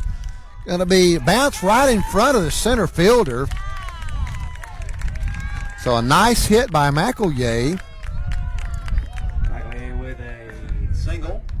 But it's going to be a single because the runner at first, Bath, had to hold up to see if it was caught. I thought it was going to be caught. But the center fielder has struggled a bit out there with the sun staring right into it, and that may have played a role in that one because it bounced literally right in front of him from my vantage point. That brings up number 44, Ethan Barnes, the center fielder. 2 runners aboard now for the Trojans here in the bottom of the third. Barnes going to swing and miss for strike 1.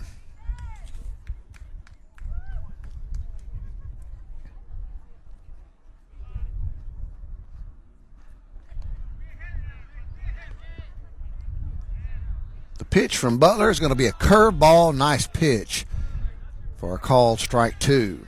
So Barnes now's in a hole, being told by Coach Merrill to protect.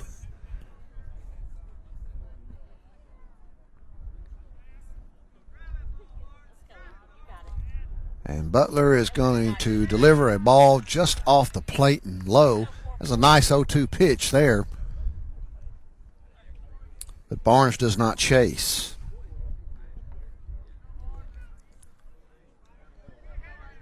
The 1-2 now to Barnes. That's going to be a curveball that he'll chase off the plate.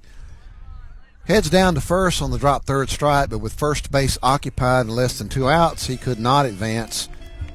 And the Trojans have an out here in the bottom of the third. Shoals leading 10-7 here as the Trojans are batting here in the bottom of the third. That brings up number 36, Chandler James, the left fielder. At least he started the game as left field. I think they've made a few defensive changes since then. And that's going to be swung on and missed by James for strike 1. Trojans batting here in the bottom of the third, down 10-7 with 1 out.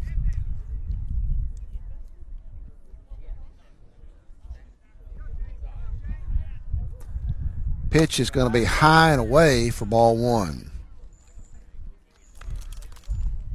Nice crowd here on a Monday afternoon. Of course, senior night has brought out a lot of folks. And a lot of folks, I think, just want to see the new ballpark as well. Here comes the pitch. It's going to be high for ball 2. 2-1 count now to Chandler James.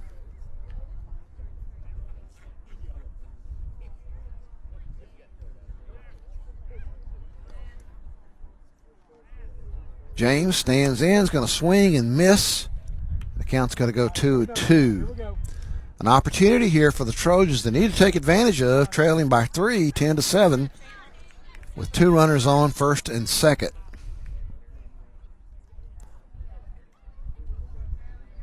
James stands in, and that's a curveball, and he's going to miss.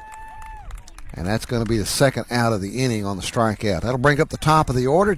Braden Suggs, who's back in now in the batting lineup. Braden started the game at pitcher.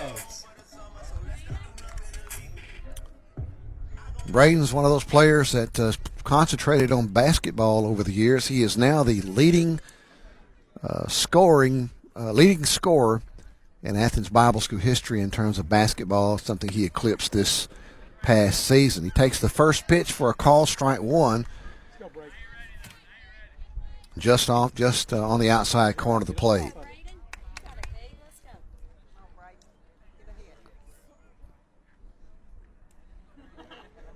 Suggs stands in with the 0-1 count. And he'll take that pitch for a called strike 2. Some of the Trojans fans not agreeing with that particular pitch. It didn't look like too bad a pitch to me. So an 0-2 count now to Suggs. And that's going to be pitch off the plate. Not a bad 0-2 pitch if you're a pitcher there. A lot of batters will chase that off the plate, but Suggs was disciplined and did not. The count now 1-2.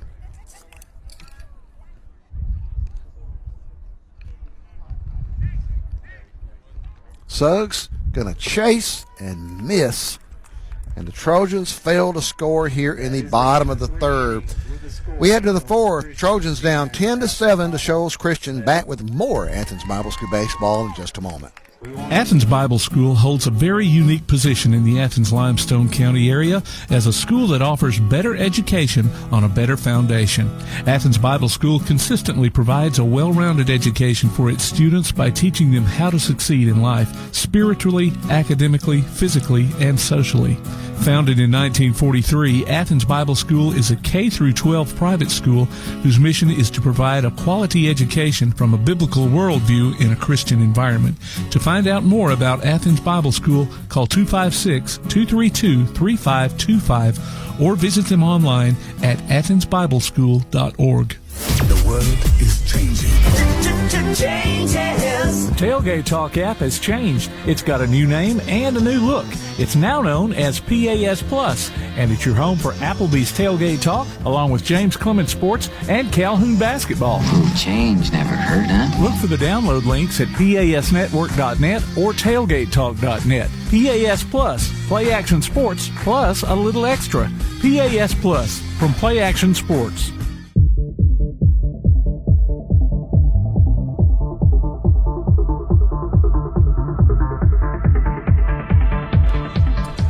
And welcome back to Athens Bible School Baseball here from the campus of Athens Bible School in North Athens. As we mentioned earlier, the school moved to this brand new facility here on North Highway 31, right across from the New Athens High School. So you got two schools right across from one another, brand new.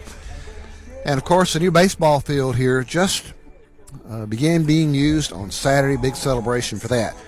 We are in the top of the fourth inning. The Trojans are trailing Shoals Christian out of Florence by a score of 10-7. As number 11, Taryn Harris, who led off the game pitching, will lead off here in batting for the Flame in the top of the fourth.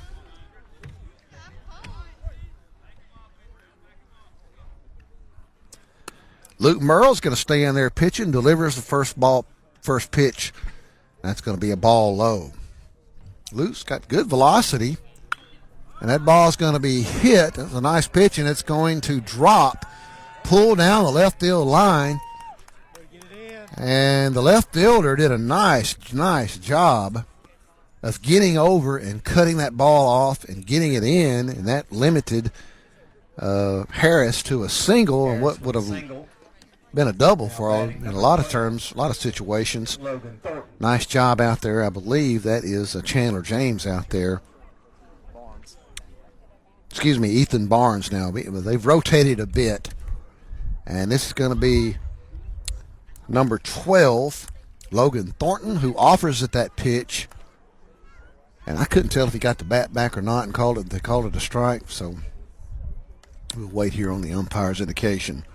Tries to butt, and that's going to be out of play over the backstop. And the count will go to 1-1. Again, it's difficult to keep up with the count and the score. This brand new facility is yet to have scoreboards, so they're relying a lot of folks on the PA for the score. That pitch is going to be called strike 2.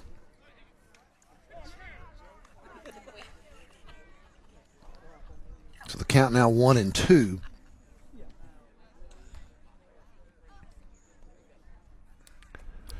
Merle's pitch just misses. Some of the fans, I think, wanted that pitch. That was a close ball. And here comes the pitch. It's a curveball. Nice pitch. Break on that pitch totally fooled the Flame batter, Logan Thornton. And that's going to bring up number 24. And that's a substitution. And I'll get you the name here in just a second. Now batting number 24, Noah Aday. Number 24, Noah Aday. Or Aday. And there's another Aday that's playing as well, Gage Aday. So I have a feeling there's a relation there. And they attempt a run. That's Harris taking off down there.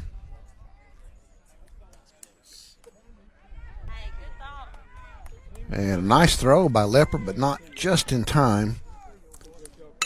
And there's going to be a hit to the right center gap. It's going to go all the way to the fence. That's going to score 1 run. A-Day's going to round second and go all the way to third to get it back in. And he's going to get off base. They're going to get the ball in. And Walker Brand's going to run him down. He's already out as he runs out of the baseline. Somebody did a nice job of getting the ball over, realizing that Aday had rounded third too far, and they threw behind him. Walker Brand ran him down the line, and then Aday ran out of the baseline. They tagged him anyway. So a big break there for the Trojans. Shoals picks up a run in that play. But that will clear the bases. They were going to have a run in with no outs, so the runner at third. Now they've got only a run in with 1 out and no runners at third. Base running, big part of baseball. That's going to bring up number 1, Matthew Camp, top of the order.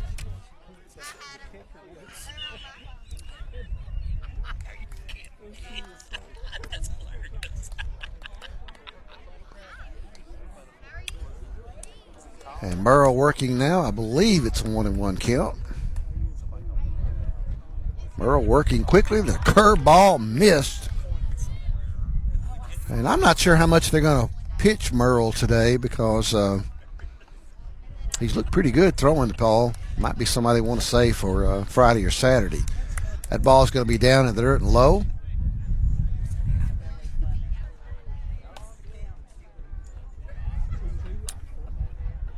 Camp looking down at his coach, Coach Putman, getting a lot of signals down there. Walker Brand's playing pretty deep over there. They might take a shot at dribbling one, fouling one, or bunting one down third base line. He does not. They take that pitch. They appeal to the field umpire to see if he went. I did not think that he did. Again, more signals, quite a few signals down there from Coach Putman.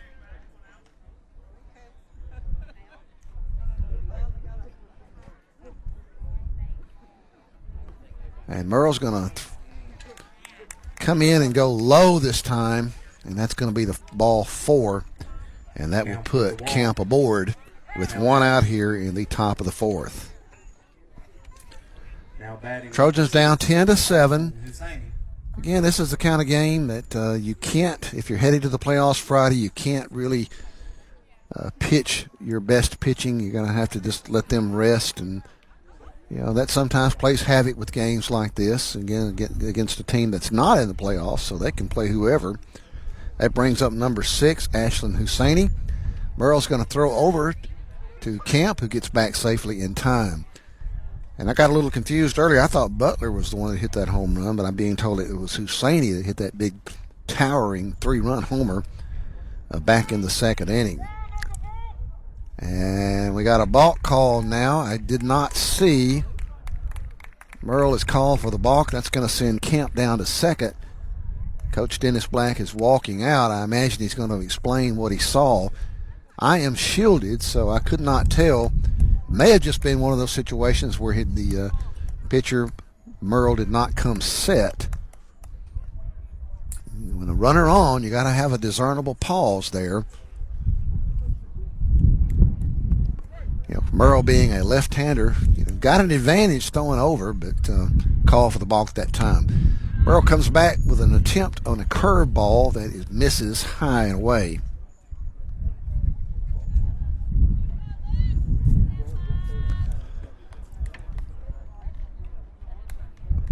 Merle's pitch, nice pitch that swung on and missed off the outside corner, close enough for Husseini to take a shot at, but he missed it.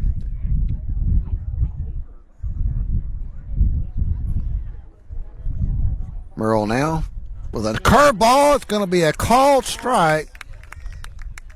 And I tell you, I don't think Husseini was, I think he was fooled on that one. I think he was thinking that ball was going to be an outside pitch.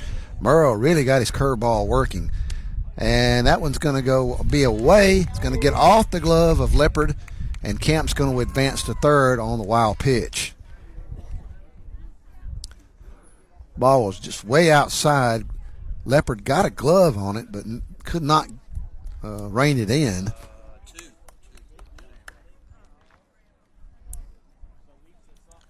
And that pitch is going to miss away and high. Again, as I've said earlier, we don't have a scoreboard here, and with everything going on, it's just hard for me to keep that count, having to rely on the umpire, and that's going to be ball 4. Leopard will throw down in an attempt to get Kemp, but will not do so. And that's going to bring up number 22, C.J. Butler. Runners on the corners now for Shoals.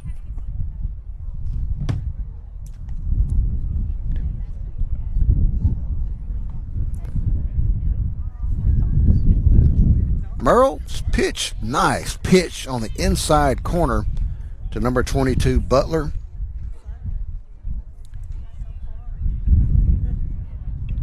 Husseini did not make an attempt to go, and that's a curved ball in there for a call, strike 1.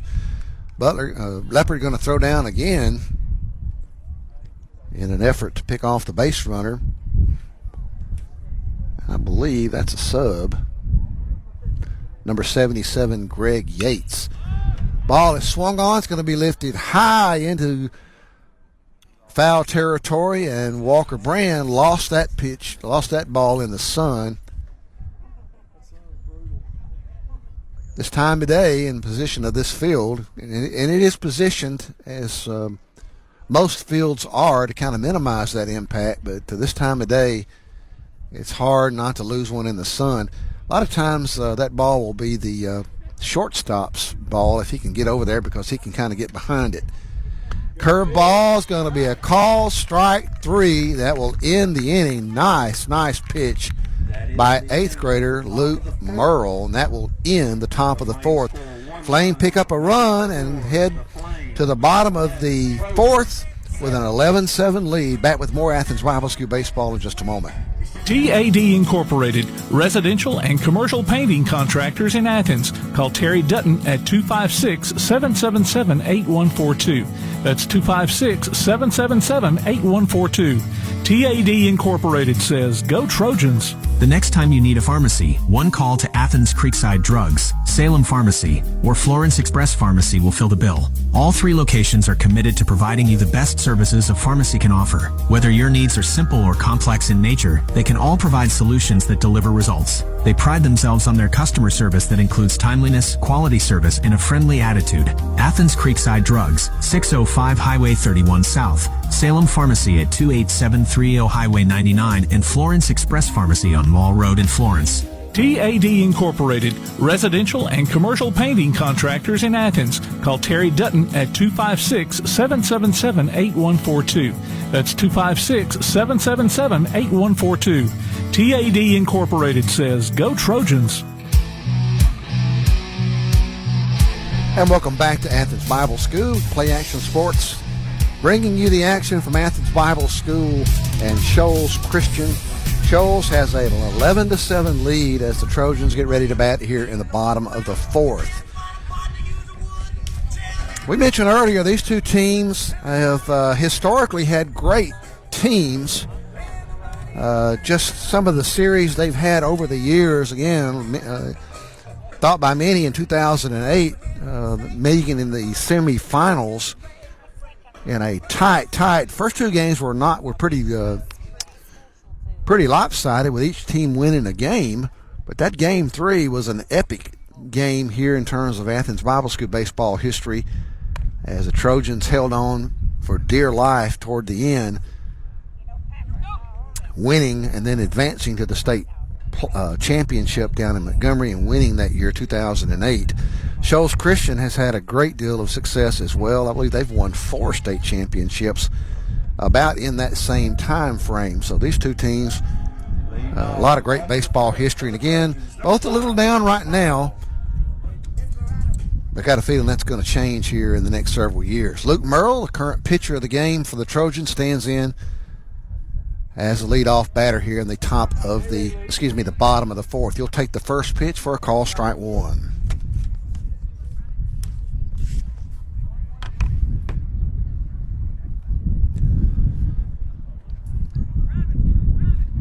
Merle stands in with an 0-1 count, and that ball's going to be in the dirt for ball 1. Getting a little late in the day, shadow's getting a little longer as the sun starts to set in the west.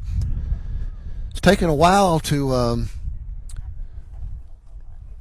get some of these innings in. They were scoring quite a bit of runs here early on. It's settled down a bit now. Merle with a 1-1 count settles in, stands in. He'll take ball 2.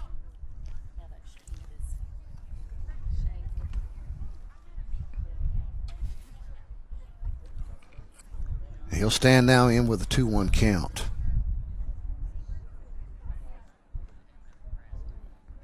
And that pitch will miss well high. And Merle will stand in with a 3-1 count. Probably going to be pretty picky about this pitch. Runners, the Trojans need base runners now. Down 4 here, batting in the bottom of the 4th. Here comes the pitch. And that's Butler's going to miss on the inside. And Luke Merle's aboard here in the bottom of the 4th. That's going to bring up number 3, Ethan Johnson, the shortstop. Johnson's one of those players that they rely upon for pitching. I imagine you'll probably see him pitching some in the first round of the state playoffs here on Friday. Merle with a good lead over at first. He's got good speed. You got to imagine they're going to get him down there.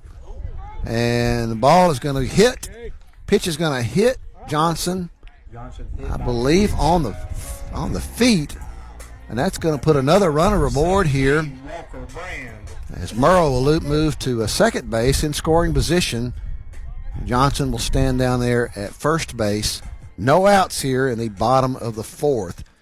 Trojans down 11-7 to Shoals Christian. Walker Brand,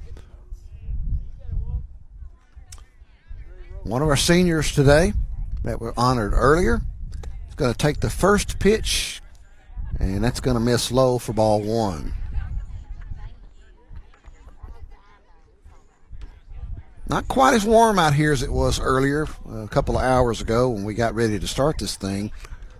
Sun is going down in the west. The shadows are getting a little longer, and that wind is pretty brisk. Brand is going to swing and foul off towards first base line.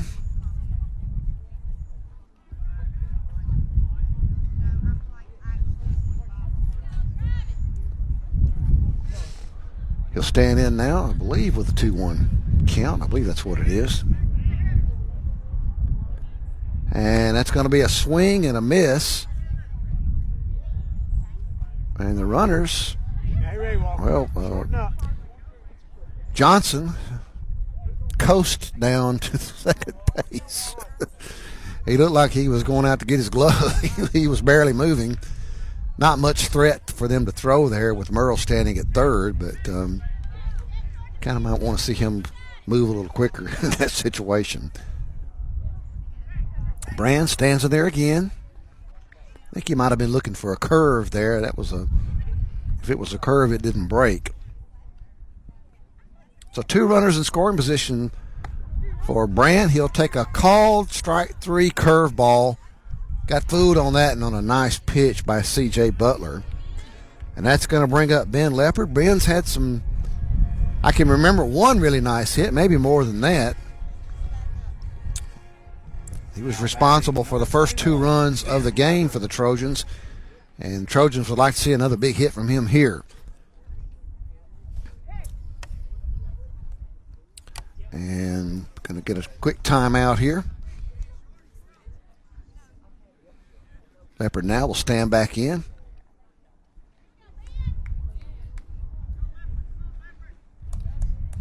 Butler comes set, and he'll deliver that pitch right down the middle for call strike 1.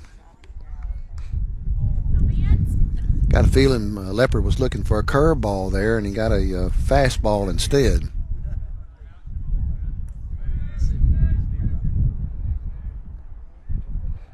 And Butler will step off the rubber. Runners will head back. He stands in again. Looks like we're ready to go.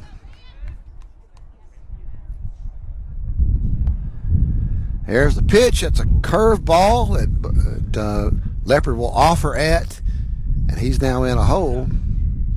That was a nice pitch there. Hard to lay off that pitch.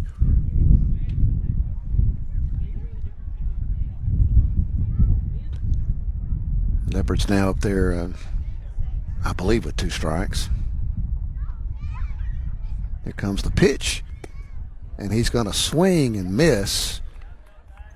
The Trojans have begun the bottom of the 4th with 2 strikeouts. That'll bring up Zach Bath.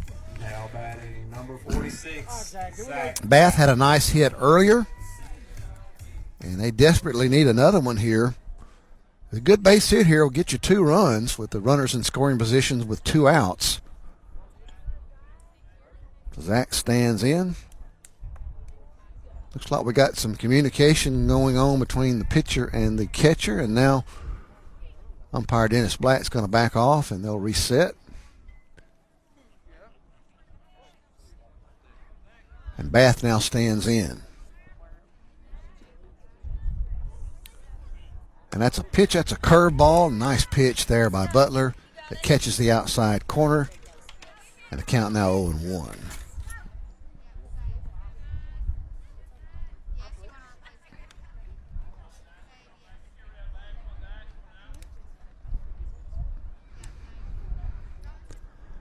Pitch is going to be a fastball down the middle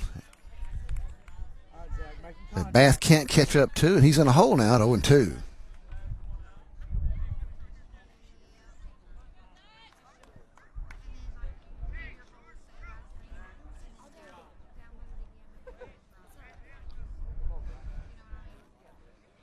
Here comes the 0-2 to Bath. That's another curveball. Gonna miss high. Didn't miss by much. But he's still alive at 1-2.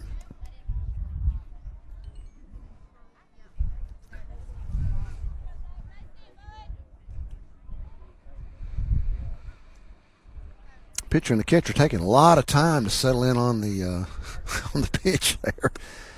And that's a pitch. That pitch is down the middle and missed by Bath.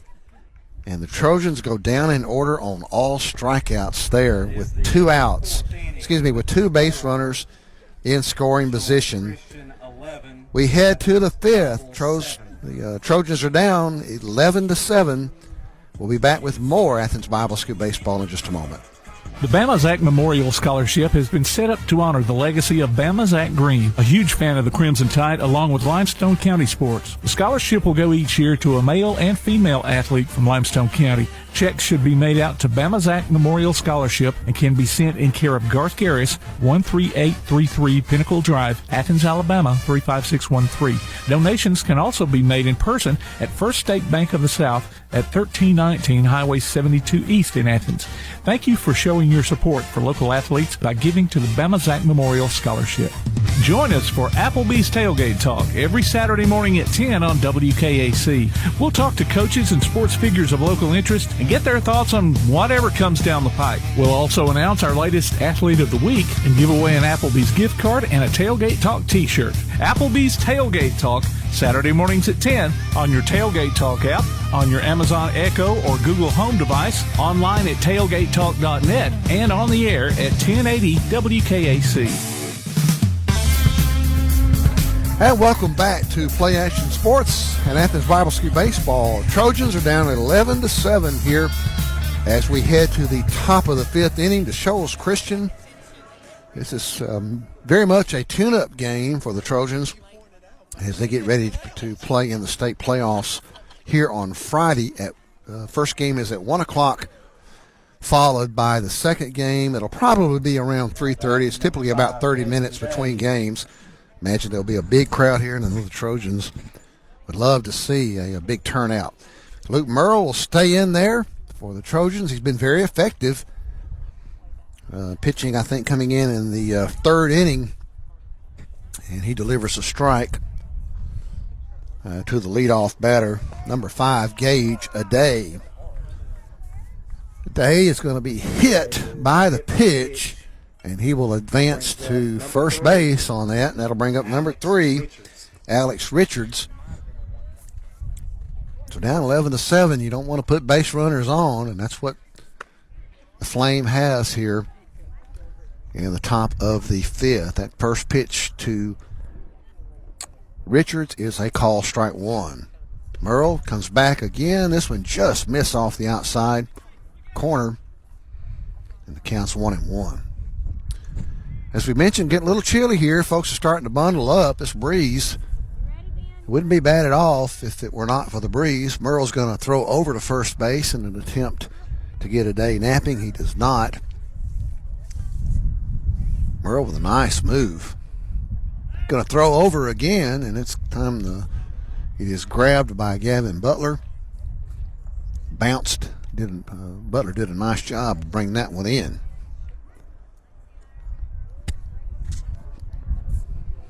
They're going to throw over one more time. I think they're looking for Aday to go take off here, trying to catch him. Yet to do so. And that pitch is going to miss on the outside.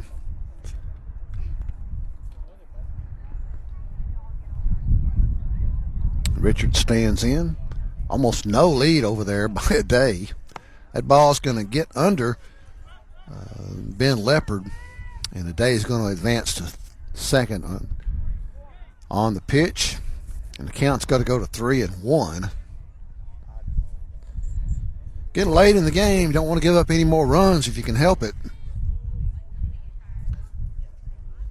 Richards up in the front part of that plate and takes the pitch. That's going to be a call, ball 4. So 2 runners aboard here in the top of the fifth for Shoals Christian, batting with no outs with an 11-7 lead. That brings up number 26, Jack Strickland.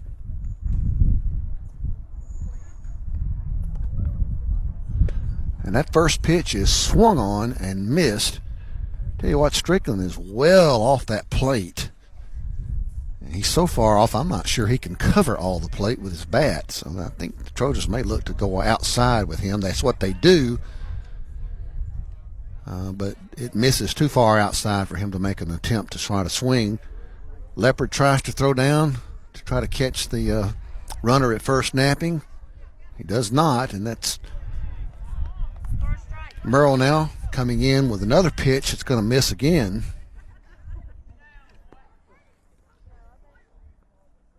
And that pitch is swung on and hit shallow. And the second baseman, that's James, I believe, now playing second base, brings it in for the first out of the inning. Now batting. Brings up number 11, Taryn Harris. No doubt Shoals would desperately love to add some more runs here. And Merle's first pitch is a nice fastball, swung on and missed for strike 1.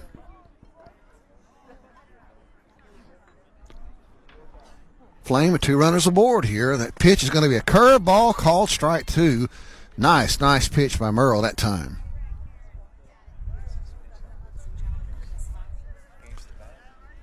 Wouldn't be shocked to see him come back with that and again, and that's just what he does. This one just misses. Count goes to 1-2. Didn't miss by much. Here comes the 1-2 by Merle. It is swung on. Foul back behind us here. And the count will remain 1-2.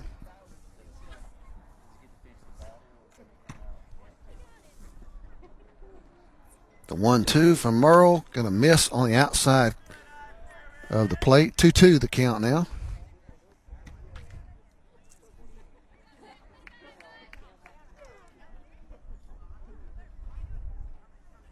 And Merle will miss again. Come on, Luke, let's go. That'll take the count full now. Don't want to lose this one. Had him 0-2. And swung on. Nice pitch by Merle that time. Jammed him a bit, and the ball dribbles out toward the first base line. So the count remains full. A lot of signals down there from Coach Putman. 2 strikes. I don't think he'll be trying to bunt with 2 strikes. And there's the pitch. He's going to miss high for ball 4. So that's going to load the bases here for number 12, Logan Thornton. And Coach Merle is going to take the walk. We're going to get another pitching change. We'll take a break. 11-7 our score. Shoals batting in the top of the 5th. Back with more Athens Bible School baseball in just a moment. Have you noticed bad behavior has become normalized at interscholastic athletic events? Some fans seem angry. They lack civility toward one another. Some even get aggressive and unruly. Time out! What is going on? This has to stop. Let's not forget, school sports aren't just about winning. And they're definitely not an excuse to take your frustrations out on the official or the opponent. They're about teaching lessons like perseverance, respect, and empathy, so students can learn and grow as people, not just as players. We all have a role to play in setting a good example for our students and teaching them these important values. So fans, it's time to step up your game and behave positively at interscholastic athletic events in Alabama. This message presented by the AHSAA and the Alabama High School Athletic Directors and Coaches Association.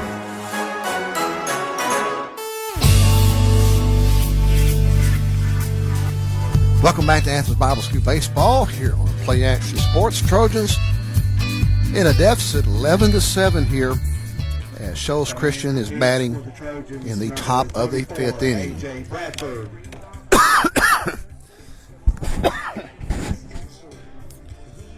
Trojans make a pitching change. Coach Merle came out, decided to make the change there a minute ago. Luke Merle had a couple of strong innings pitching, kind of lost his ability to find the strike zone there on his 3rd inning. So they're trying to make the change.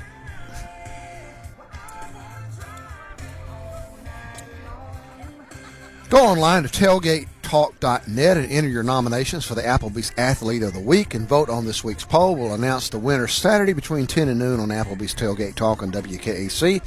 The winner receives a gift card from the Athens Applebee's and Tailgate Talk t-shirt from That Shirt Printing Place. Applebee's would sound pretty good right now. A.J. Bradford has come into the game to go to the mound for the Trojans. Still a good crowd here on hand as it gets late in the day. I imagine we'll be able to finish this one, assuming we don't get too long of innings here in the latter part of the game. As was the case with the old ballpark. No lights here, not at least yet. That is in the plans for this facility. But it is very much a work in progress, and all these improvements and advancements take funds. You can be a part of that effort to share in with Trojans Athletics. PlayItForwardABS.org is the capital campaign to improve the athletics facilities here. They're off to a good start. Got a nice baseball field. It's well constructed. You can tell that it's been professionally constructed by those who know what they're doing. They got drainage that it's graded off properly like a baseball field should be. The infield dirt consists of material that's good draining and good drying. Number 12. Really a nice place to play games. And it's like everything else associated with the school. Well built, high quality. Number 12, Logan Thornton, is going to stand in and take the first pitch called strike from Bradford. Bases are full of Flame players, and that second pitch is going to be taken high and inside for ball 1. So no place to put him here. Don't want to give up any more runs if you can help it. Down by 4 here in the latter stages of the game. That pitch is going to come inside, quite nearly hit Thornton that time. And the count goes to 2-1.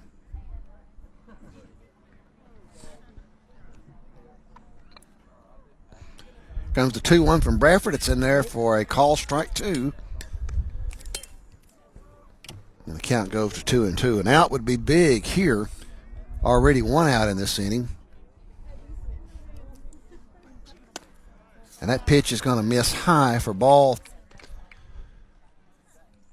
3. The count goes to 3-2. Here comes the 3-2, and that's going to be in there, I believe. Whoa, he called it a ball.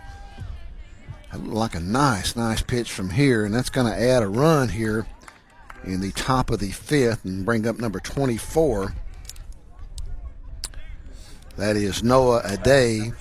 Aday, as a sub, came in, had a nice hit to right field earlier that I believe drove in some runs. He's back up again. Here comes the pitch from Bradford.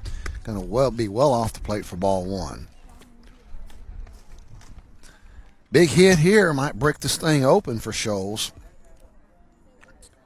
Leading 12-7 now.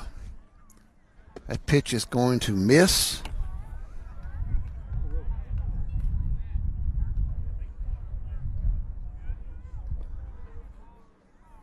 Comes a 1-0 from Bradford.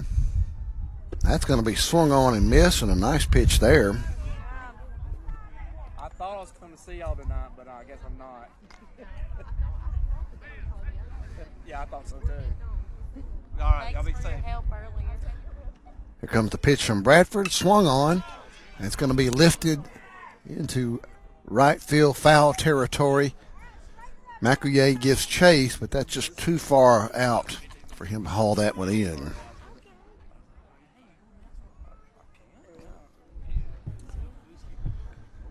I believe that gives us a 1-2 count.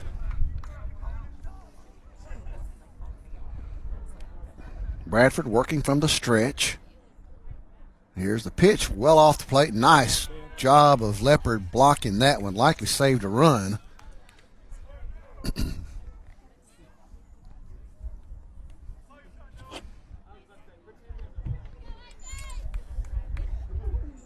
Here comes the 2-2 from Bradford. Swung. Excuse me.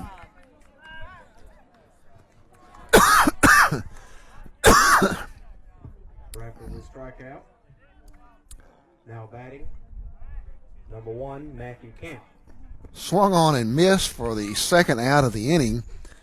And that brings up the top of the order for the Flame, number 1, Matthew Camp.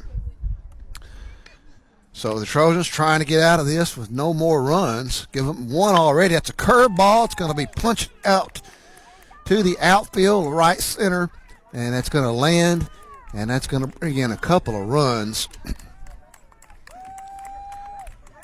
Center fielder Braden Suggs gave great chase to that. Almost got over and made the catch. Would have been a fantastic catch if he had been able to do so, but he could not. And they score 2 more runs on that play. Now batting number 6, Ashlyn Hussaini. That pushes the lead to 14-7. That'll bring up number 6, Ashlyn Hussaini. Hussaini with some big hits today. And that leaves runners at the corners now with 2 outs here in the top of the 5th. And the sub there, number 77, is going to advance on the pitch. So now 2 runners in scoring position. 77, that is Greg Yates. Hard to see the scoring sheet here.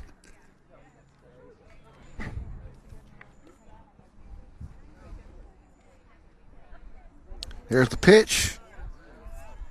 And it's in there for a ball. Leopard throws down to third in an attempt to get the runner at third, but not in time. Husseini stands in now, crowding that plate. And swing, kind of uppercut, and missed that one.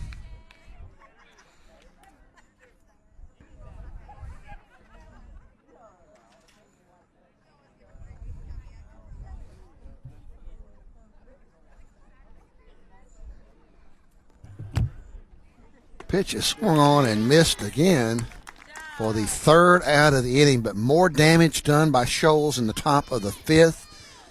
We head to the bottom of the fifth. Trojans need some runs. It's Shoals 14, ABS 7 back with more Athens Bible School baseball in just a moment. Athens Bible School holds a very unique position in the Athens Limestone County area as a school that offers better education on a better foundation. Athens Bible School consistently provides a well-rounded education for its students by teaching them how to succeed in life, spiritually, academically, physically, and socially. Founded in 1943, Athens Bible School is a K-12 private school whose mission is to provide a quality education from a biblical worldview in a Christian environment. To find out more about Athens Bible School, call 256-232-3525 or visit them online at athensbibleschool.org. One of the worst feelings you can have is that of being stranded. Well, BT's Towing, Tire, and Truck Repair makes that a thing of the past with 24/7 towing services and roadside assistance in the northern Alabama and southern Tennessee areas. But that's not all. They also offer truck and trailer repair, mobile welding, brake service and repair, new and used tires, and other major and minor repairs. Their name says it all. BT's Towing, Tire, and Truck Repair. For 24/7 response, call 497-8234. That's 497-8234. BT's Towing, Tire, and Truck Repair. And welcome back to Athens Bible School baseball here on the Play Action Sports Network. Trojans are in a deficit 14-7 as we head to the bottom of the fifth. The shadows are getting longer here at this new ballpark. And I don't know, with the way things are going, whether or not they'll be able to play a full 7. So the Trojans need to hurry up and get some runs on the board if they're going to win this game.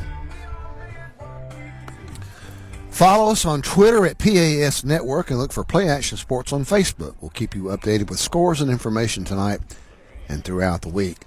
Leading off the bottom of the fifth for the Trojans, number 15, Luke McElroy. Luke is relied upon as pitcher here for the Trojans. Imagine you might see him this weekend as well.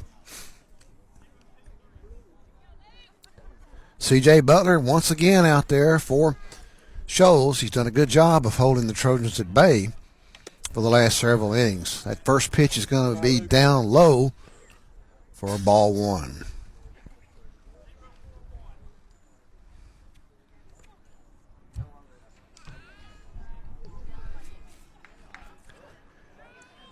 Butler's second pitch is also going to be down low. He's thrown a lot of pitches now and starting to show perhaps a little bit of tiredness here. Notice he's also working from the stretch. No runners on. Here comes the 2-0. That one's going to be in there for a strike, and that's exactly what Dennis Black calls it. And the count is 1-2. Trojans need base runners badly here in the latter stages of this game. Comes the pitch from Butler. That one's going to miss low. The count goes to 3-1, so McElroy can afford to be picky here.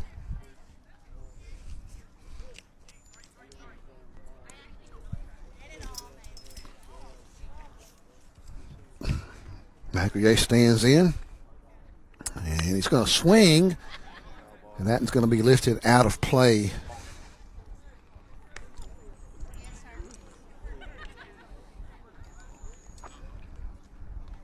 And McElroy will once again stand in.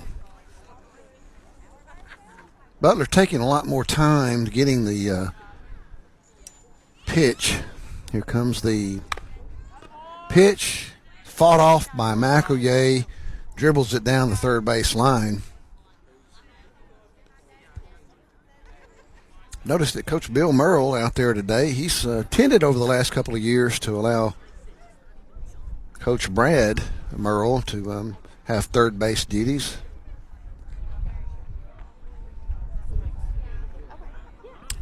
Here's the pitch from Butler, and high, and McElroy wisely lays off, and he's down there at first base for the leadoff here. Now batting number 99, Weston Todd.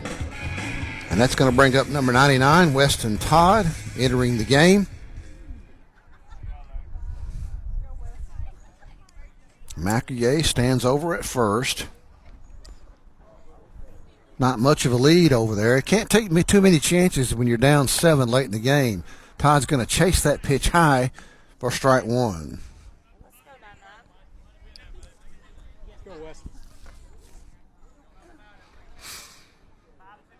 Here comes the 0-1 from Butler.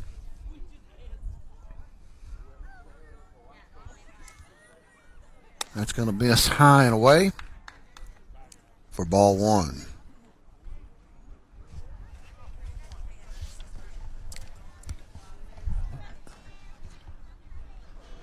Comes the 1-1 from Butler. Going to miss high and tight. Count goes to 2-1.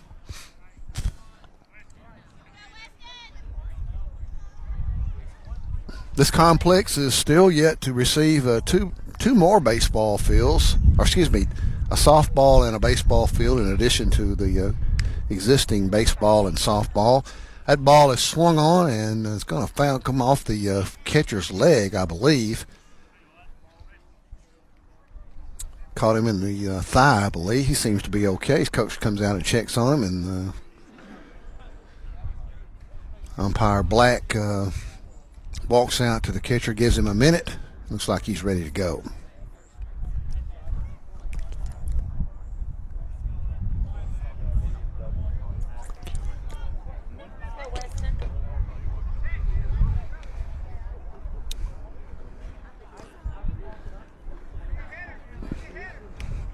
Todd stands in there, gets a curveball, and he's going to miss for strike 3, and that's the first out here in the bottom of the 5th. Number 34, A.J. Bradford. Now for the Trojans, number 34, A.J. Bradford. He's in there batting in the 9th position. Bradford came in to pitch in this last inning. Left-handed batter stands in. He's going to take the first pitch for a call, strike 1 on the outside corner of the plate.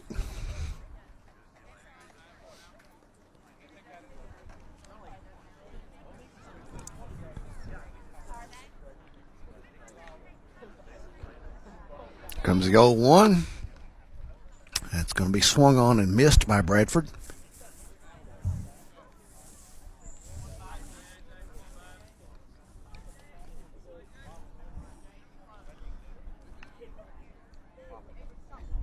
And it's a curve ball. It's going to be a call, strike 3. A little bit high in the zone, but close enough if you got 2 strikes on you that you really can't afford to take one that close. I think some of the fans thought it was too high. I think it was too bad a pitch. And the Trojans have 2 outs now here in the bottom of the 5th. Trojans have not scored, by my count, since the 2nd inning. That's going to bring up number 22. That's Braden Suggs, top of the order. He swings and misses.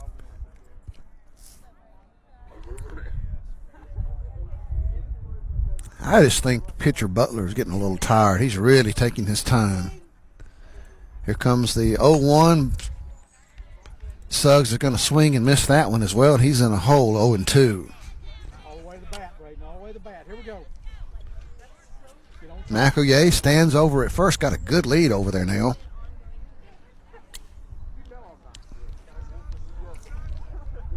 Here comes the 0-2.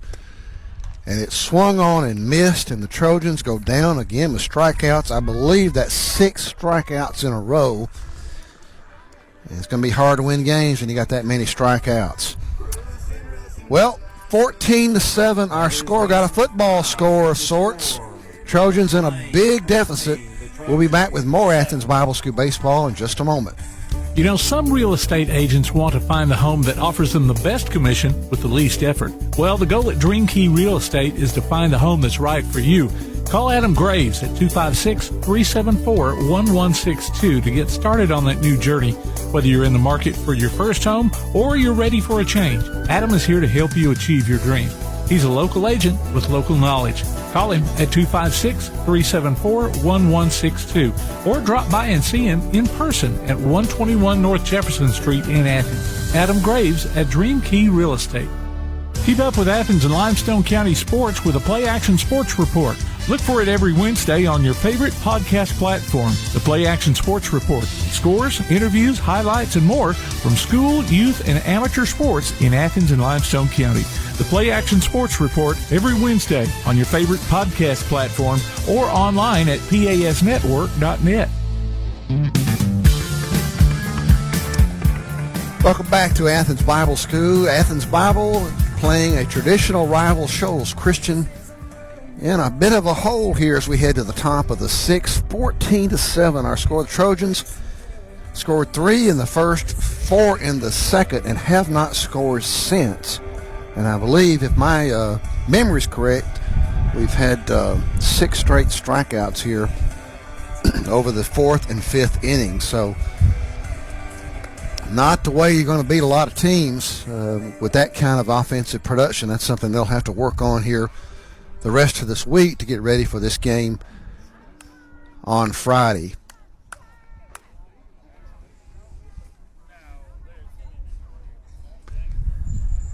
Butler, the number 22, who's the pitcher here, has been, I think, since maybe the first or second inning. Will stand in and be the leadoff batter here in the top of the sixth.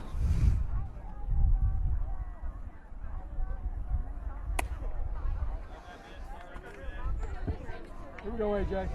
Leading off the top of the sixth, C.J. Butler. And Bradford's second pitch is down and away, gets away from Leopard for ball. I believe it's ball 2.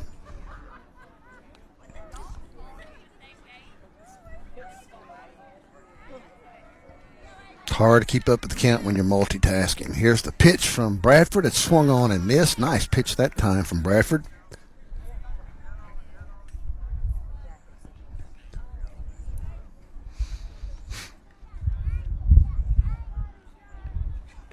That pitch is going to bounce. Picked up by Leopard. The crowd's starting to thin out just a bit as it gets late in the day and getting kind of cool out here. And Bradford's going to miss with ball 4, and Butler is aboard here in the top of the sixth. A lot of base runners today. Of course, when you got 14 runs, I guess that's evident, but I would imagine they've had upwards of 20-something base runners over the course of this game. That'll bring up number 5, Gage Ade.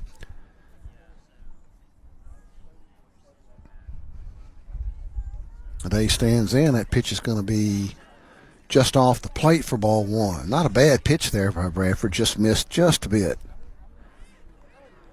Butler over at first. Fairly short lead. Pitch is going to be swung on and it'll be fouled out of play for strike 1. Count goes to 1-1.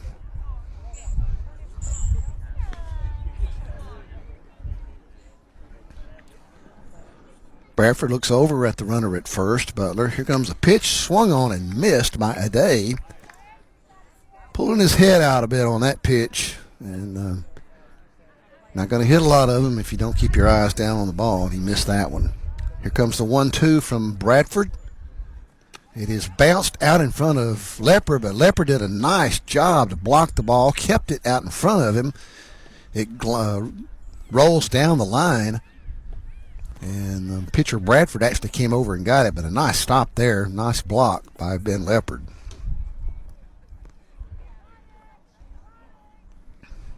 Here comes the 2-2. It's going to miss high and tight. Count's going to go full now to Ade. You don't want to put him on.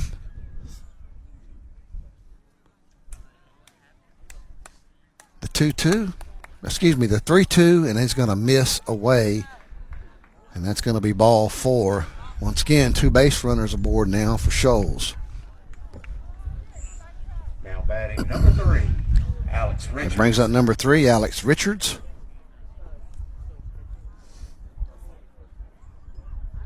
And that first pitch is going to be rolled down the baseline. Walker Brand tries to glove it, cannot. And runner at second, that was Butler, is going to advance to third, and that's going to load the bases now with no outs here in the top of the 6th. Now batting number 26, Jackson. Had an opportunity there to get the out. He just bobbled it just a bit and tried to make the tag once he got control of it. Just wasn't in time. There's a pitch. Curveball by Bradford is going to be fouled off. That's number 26, Jack Strickland. According to the lineup card we received, we only saw, I think, Shoals only brought 11 players. And this pitch is going to be down in the dirt, missed for ball 1. Count goes to 1-1.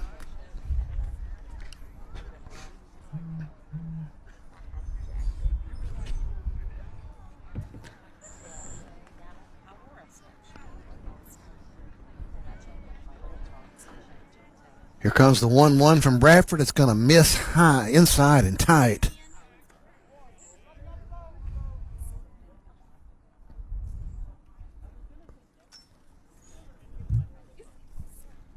The 2-1 from Bradford. Swung on. It's going to be lifted out. That's going to be an infield fly out. It's going to be caught anyway, but with the bases running loaded there with no outs, that was going to be an automatic out on the infield fly rule. They make the catch anyway. I believe that was Johnson that came in and made the catch. So that's the first out of the inning, and the bases remain loaded. That'll bring up number 11, Taryn Harris. Trojans desperately need not to give up any more runs here. That pitch, first pitch, is going to be a call, strike 1 on the outside corner of the plate. And Harris will stand in now with an 0-1 count. Bradford delivers. That is going to be just off the plate and down for ball 1.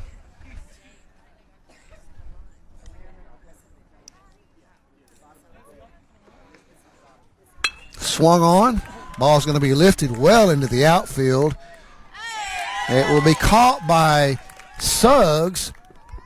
A run will score, but they'll double up the runner at first who was trying to advance on the play. So 2 quick outs there. The run did count, and it did. The runner at third tagged up On the double play. and did reach the plate before the double up out at first base. So that was definitely the correct call, but a run does score. We head to the bottom of the 6th. Shoals with a 15-7 lead. Back in a moment with more Athens Bible School baseball here on Play Action Sports. TAD Incorporated, residential and commercial painting contractors in Athens. Call Terry Dutton at 256-777-8142.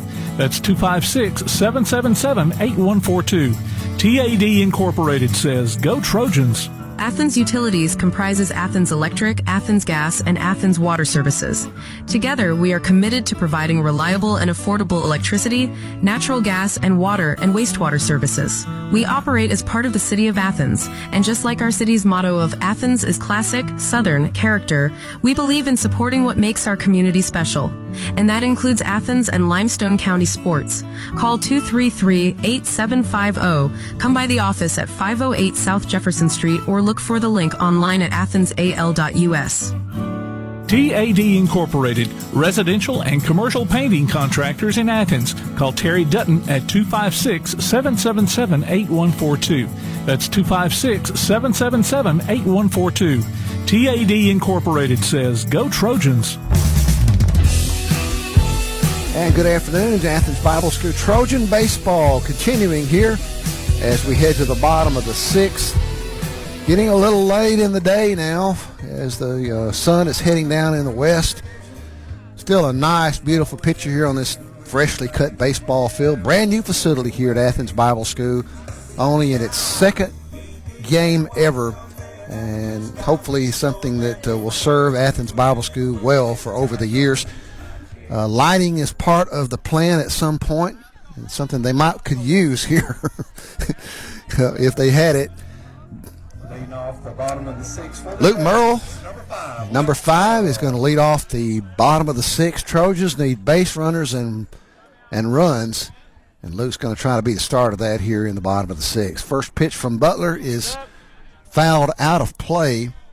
Butler has been very effective since he came in, holding the Trojans. I'm not sure how many runs he actually gave up in the second inning, but he's given up nothing since then. Here comes the 0-1 to Merle. This one's going to be down in the dirt and off the plate for ball 1.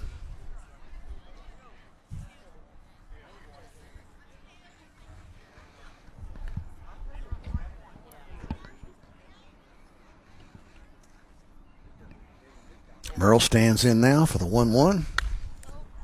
And that's going to be hit, jammed just a bit, and it's going to be out of play. This time of day, it's kind of hard to track that one. I lost track of where that one went, but it was fouled back behind the dugout. Fan almost made a catch over there. Get on top of it, Luke. Here we go. Spectators. So the 1-2 now to Merle. And that's going to be bounced. Gets away from the catcher with no one on. The count goes to 2-2.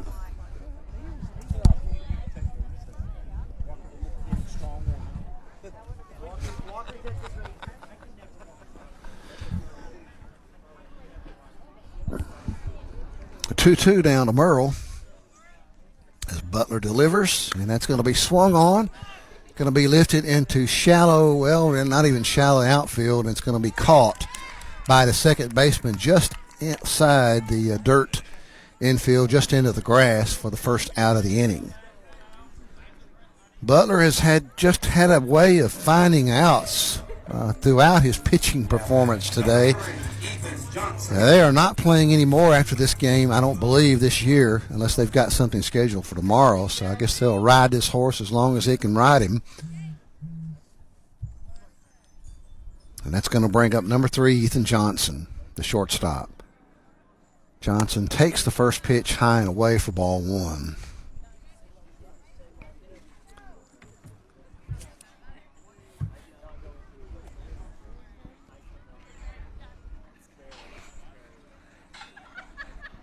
Comes the pitch. It's going to be swung on and missed by Johnson. Check out the PAS Plus mobile app. It's your connection to all our live streams along with scores, game archives, and more. Go online to pasnetwork.net for the download links. Johnson stands in here batting in the bottom of the 6th. Here comes the pitch from Butler. Swung on and missed.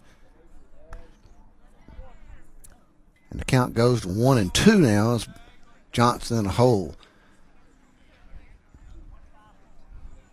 Kind of a lopsided score here, 15-7 currently, and seems to be reflected just a bit in the emotion of the Trojan team. Here's a well-hit ball over the center fielder's head. It's going to go all the way to the fence. Here comes Johnson digging for second. He's going to continue to dig for third. Here comes the play. It is late, and Ethan Johnson is in there for a triple. Nice hit there, as that ball went well over the center fielder's head. And that's just what the Trojans need here in the bottom of the 6th. That's going to bring up Walker Brand. Bringing up number 17. Number 17, batting from the as a left-handed batter. Walker, as we mentioned earlier, is a fine basketball player, had a tremendous career here at Athens Bible. And I imagine he's not too far himself off the all-time scoring list. Maybe even as high as second. He takes the first pitch for ball 1.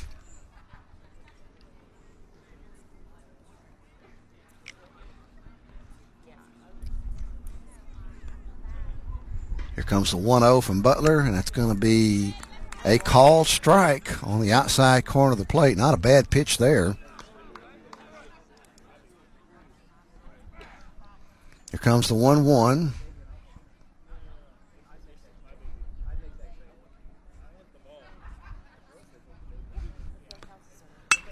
That's a curveball. It's going to be well hit to the left center, and it's going to be over the left fielder's head.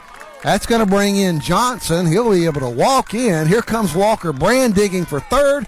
He'll be there standing up. The ball gets past the third baseman, hit the fence. A lot of folks were hollering run in, but no. When you're down 7 runs, you don't take any chances like that. Nice hit by Walker Brand. Went opposite field with hit to left center, got over the left fielder's head. So the Trojans pick up a run here in the bottom of the 6th inning. That'll bring up number 21, Ben Leopard. Ben's the Trojan catcher, swings and misses that first pitch for strike 1. Brand standing down at third after the stand-up double. The only Trojan base runner. Here comes the pitch, swung on, missed again. And he's in a hole at 0-2.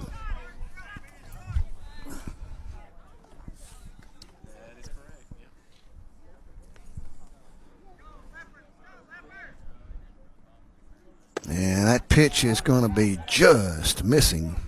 Didn't miss by much. The count will be 1-2.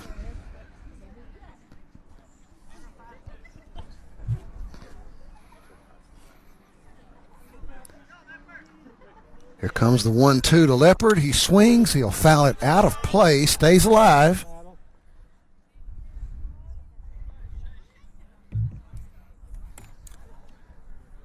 Ball seems to be carrying really well, or either that or this ballpark's situated in a spot that that carries well. Maybe it's a combination of both. Winds not quite as brisk as they were earlier today. Still a cool breeze here in this late afternoon air. Here comes Leopard standing in with a 1-2. He'll swing.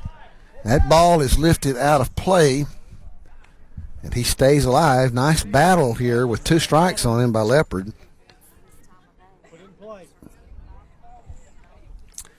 Trojans down 15-8. You got 2 innings here to try to make up this deficit. And that pitch is going to miss high, and Leopard lays off. The count goes to 2-2.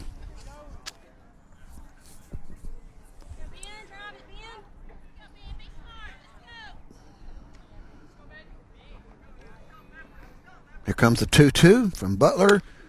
And he jams him just a bit, hits straight back to the pitcher. He gloves it and makes the out at first.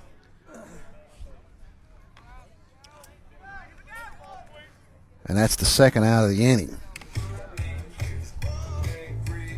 Now batting, number 46, Zach. That'll bring up number 46, Zach Bath.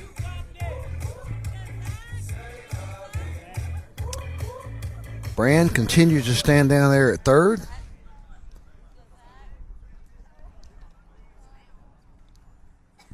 Here comes Butler's pitch, swing, and a miss by Bath.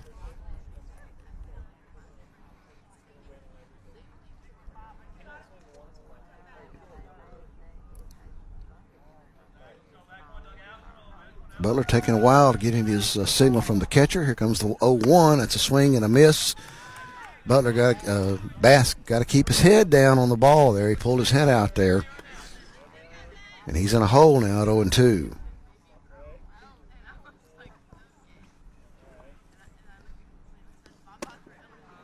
And that pitch is down and away. And Bath lays off.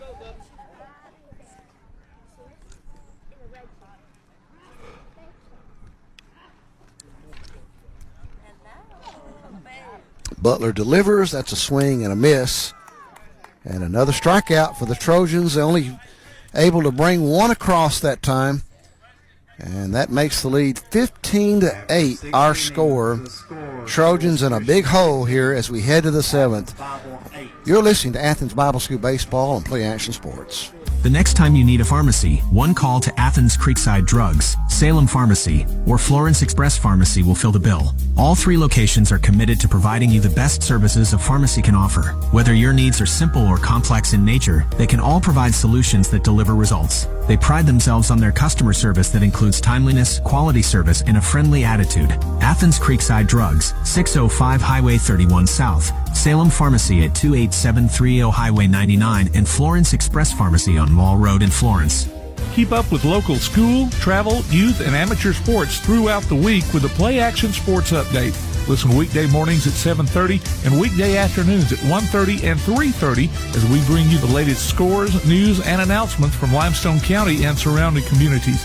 That's the Play Action Sports Update 3 times a day, Monday through Friday on 1080 WKAC. Why are interscholastic sports called the last classroom of the day? Because they teach students important life lessons like teamwork, accountability, and perseverance. School sports are so much more than a game. They're about developing the whole person. That's why they're an essential part of every student's education. Encourage your student to participate in the last classroom of the day, interscholastic sports in Alabama. This message presented by the AHSAA and the Alabama High School Athletic Directors and Coaches Association. Athens Bible School holds a very unique position in the Athens-Limestone County area as a school that offers better education on a better foundation. Athens Bible School consistently provides a well-rounded education for its students by teaching them how to succeed in life, spiritually, academically, physically, and socially. Founded in 1943, Athens Bible School is a K-12 private school whose mission is to provide a quality education from a biblical worldview in a Christian environment. To find out more about Athens Bible School, call 256-232-3525 or visit them online at athensbibleschool.org. TAD Incorporated, residential and commercial painting contractors in Athens. Call Terry Dutton at 256-777-8142. That's 256-777-8142. TAD Incorporated says, go Trojans.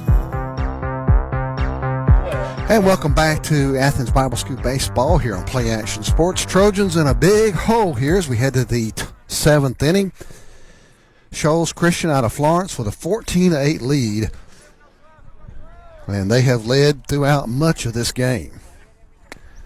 Zach Bath, senior, is out on the mound for the Trojans. Going to try to close this out for the Trojans without any more damage. Here comes the pitch. First pitch is a called ball, as is the second. And the count goes to 2-0. Number 12, Logan Thornton, standing in for Shoals. And that's pitch is swung on and missed for strike one.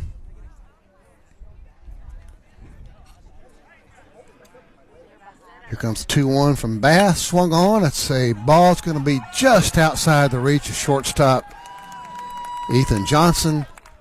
And that'll be a base hit for Thornton. Thornton with a single. Who advances to first base on a single. It'll bring up number 24, Noah Aday.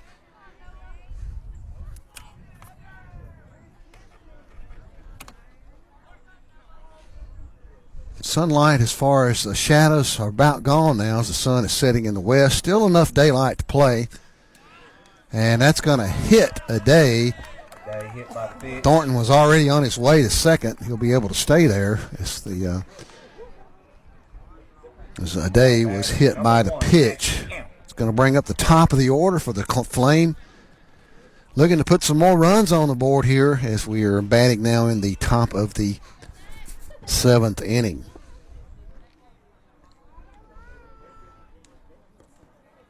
So 2 runners aboard now for the Flame and no outs. And first pitch to Kemp is going to miss low and away for ball 1.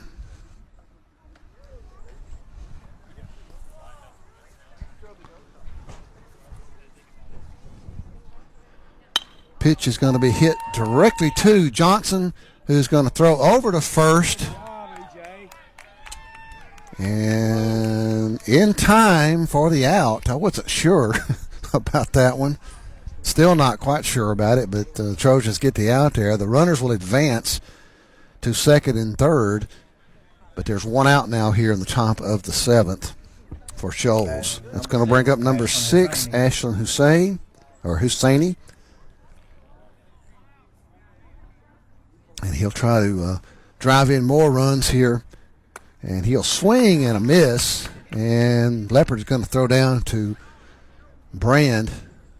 But the runner is back safely in time.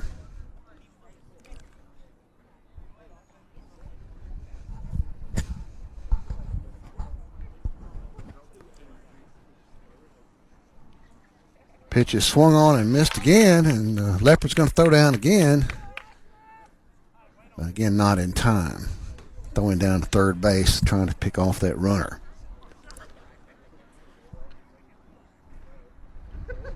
Husseini stands in now with 2 strikes on him. And that's a swing and a miss. Nice pitch there by Bath down in where it was really tough for Husseini to go down and get. And that's the second out of the inning. Now batting number 22, CJ. And that'll bring up number 22, CJ Butler.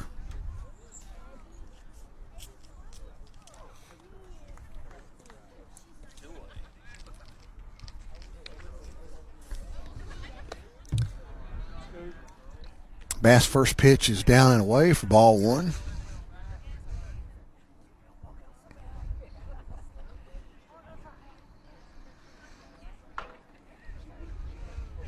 Here comes the 1-0 from Bath. It swung on and missed. Nice pitch there by Bath.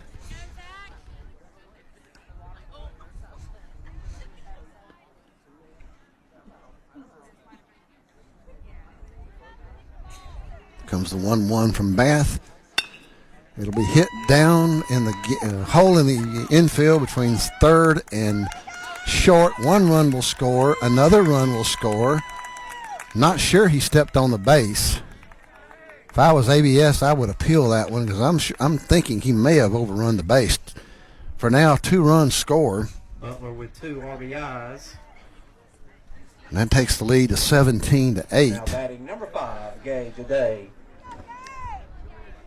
Either he didn't step over it or just looked that way, or the ABS coaches didn't notice it. But regardless, 2 runs in now for Shoals. Still batting here in the top of the 7th. That ball was just sort of hit between third base and the shortstop, just not where either one could get to it. And they brought in 2 more runs.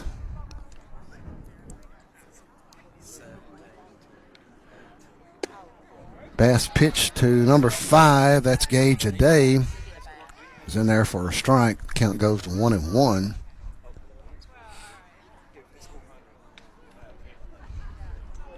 Here comes the 1-1. Ball's going to be in the dirt. Nice stop there by Leopard. Runner at second for the Flame.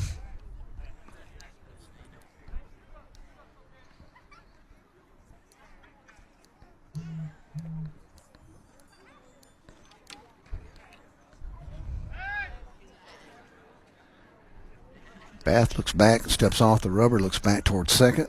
Runner gets back in time.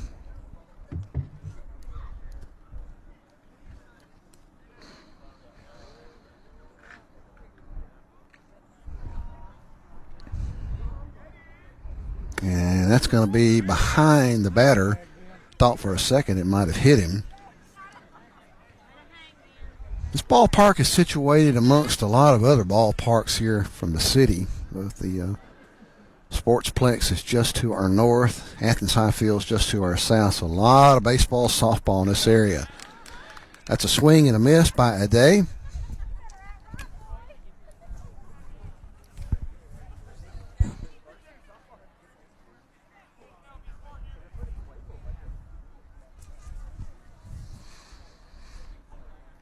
Here comes the pitch by Bath. Ball is hit, lifted into the outfield.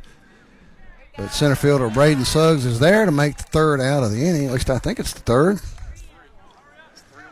2 more runs for Shoals in the top of the 7th. That makes it 17-8. Got a football score here. 17. We'll be back in just a moment for more Athens Bible School baseball here on Play Action Sports. We are the NFHS. That stands for the National Federation of State High School Associations. But really, what we stand for, together with the AHSAA, are the 138,000 high school sports students in Alabama. And so we stand. We stand for the runners, soccer and basketball players. We stand for their coaches, administrators, and officials.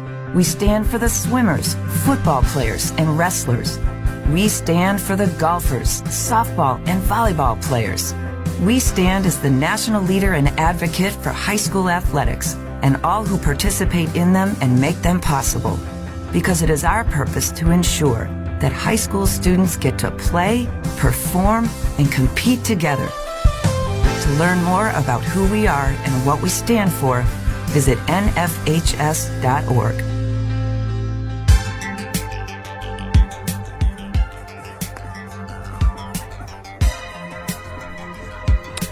And welcome back to Athens Bible School Baseball here on Play Action Sports. Headed to the bottom of the seventh in what has turned into a somewhat of a lopsided game, as Shoals Christian has really dominated this game. Jumped out to a 2-0 lead. The Trojans answered in the first with 3 runs to take a lead, but it was short-lived as Shoals has just added runs in every inning since then and now have a 17-8 lead as we go to the bottom of the seventh. Number 15, Luke McEllier will lead off for the Trojans here in the bottom of the seventh. Getting kind of dark. In some incredible event, if they were to somehow tie this game, I realize that's not likely, sort of doubt they would continue playing as it's starting to get darker here as the sun is going down. Still a good crowd here on hand as Shoals and ABS here closing out the regular season. The first pitch is well off the plate for Cole. Ball 1.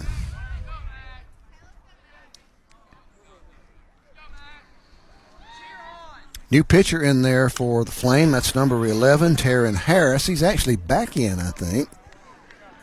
And that pitch is hit back towards Harris. Picks it up and throws him out for the first out of the inning.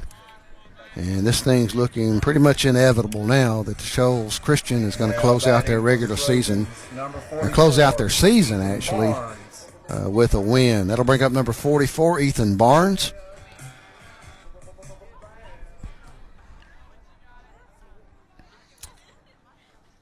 The first pitch is swung on. It'll be hit to the third baseman who gets a glove on it. He'll throw over, but not in time. Did not field it cleanly. And as a result, was unable to throw Barnes out advancing through first base. That'll bring up number 34. That's A.J. Bradford. Bradford came in earlier to pitch and has remained in the lineup now. He'll stand in now with a runner at first with 1 out here in the bottom of the seventh. Harris will throw over. And Barnes gets back in time. Pretty good move that time by Harris. Bradford, left-handed batter. And takes a pitch well off the plate for ball 1.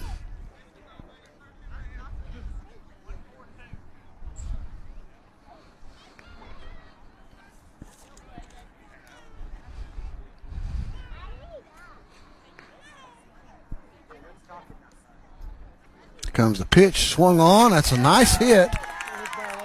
Driven out to center field. Nice hit by Bradford. And Barnes rounds the corner at second.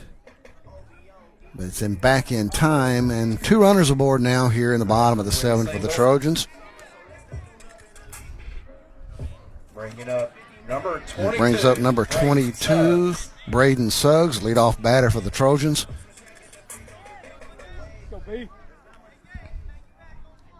Couple of runners aboard here now for the Trojans, batting with 1 out here in the bottom of the seventh, trailing 17-8.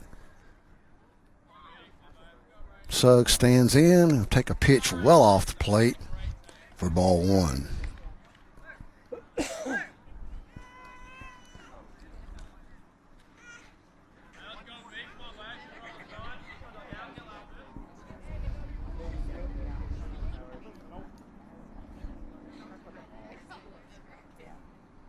Comes a pitch from Harris. The ball's hit by Suggs. Hits the third baseman, who misplays it. That's going to be an error on the third baseman. And the bases are now all of a sudden loaded for the Trojans batting here in the bottom of the 7th. And that's going to bring up Luke Merle. Luke came in and pitched a while there. Looks like we're going to get a little bit of a pitching conference here between the catcher and the pitcher. Look for the monthly Play Action Sports column in Athens Now. We'll update you on what's been happening, all the local sports news, as well as upcoming games and events. The paper is free and available at businesses all around the area. It's a quick huddle there between the pitcher and the catcher, and they're back ready to play. Merle stands in now with bases loaded and 1 out here in the bottom of the 7th. Trojans in a big 9-run deficit. Comes the pitch from Harris. It's going to be high for ball 1.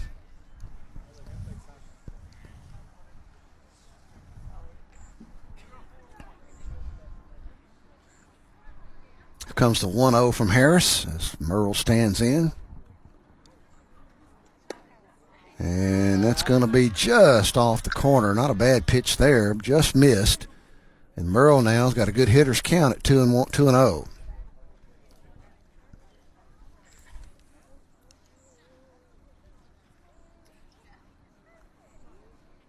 This pitch is well high. Merle's kind of has to duck that one. It's a 3-0 count. You got to wonder, with a game that really doesn't mean a lot, would you green light him here if he got a good pitch? Got to think you might want to do that. We'll see. And he takes a called strike on the inside corner. 3-0 count, you're going to be taken for the most part, even if you got a green light there. That was not a good enough pitch to swing on. So don't blame him for taking that one. 3-1 now, the count, as Merle stands in. 3-1 is swung on. It's going to be hit to the shortstop, who fields it cleanly. No, he does not field it cleanly. Couple of runs are going to score from the Trojans. And close play at third base by Suggs, who just got under the tag. A couple of runs score. That'll make it 17-10.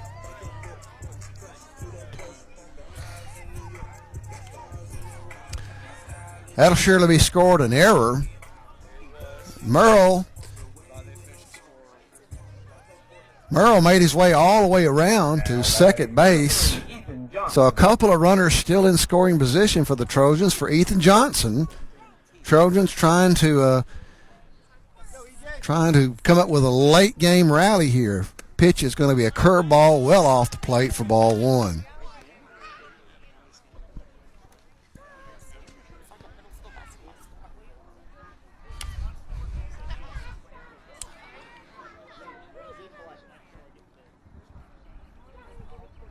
Here comes the 1-0 now from Harris. And that pitch is going to be taken for a strike. And the count goes to 1-1. Line drive, EJ. Let's go. Line drive.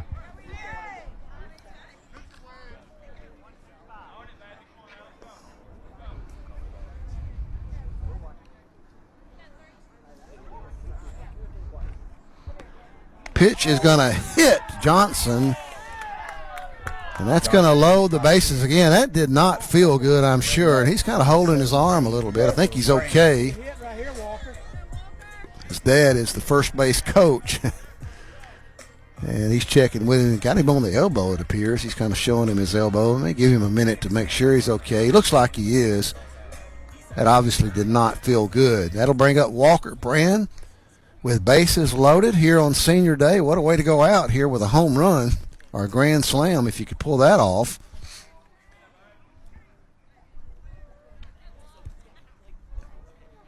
And here comes the pitch from Harris. It's going to be taken for a ball inside.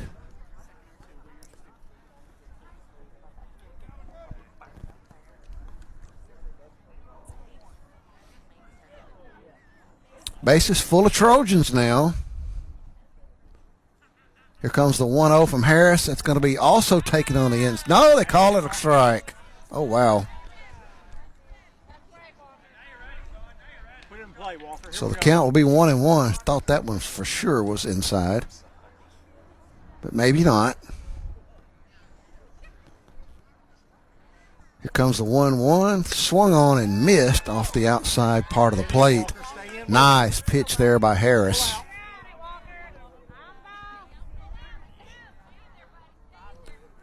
So Trojans down to their last strike here. No, one strike. No, one out. Oh, that's right. One out. Being corrected, it is just one out, and that's what I've got marked. I need all the help I can get.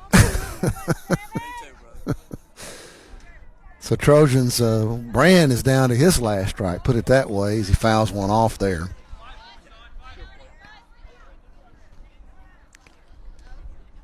Here comes the pitch, swung on and missed. And Trojans down to their last out now here with 2 outs here in the bottom of the 7th inning. That'll bring up Ben Leopard, the catcher. Ben's done a nice job catching today. Now batting, number 21, Ben Leopard.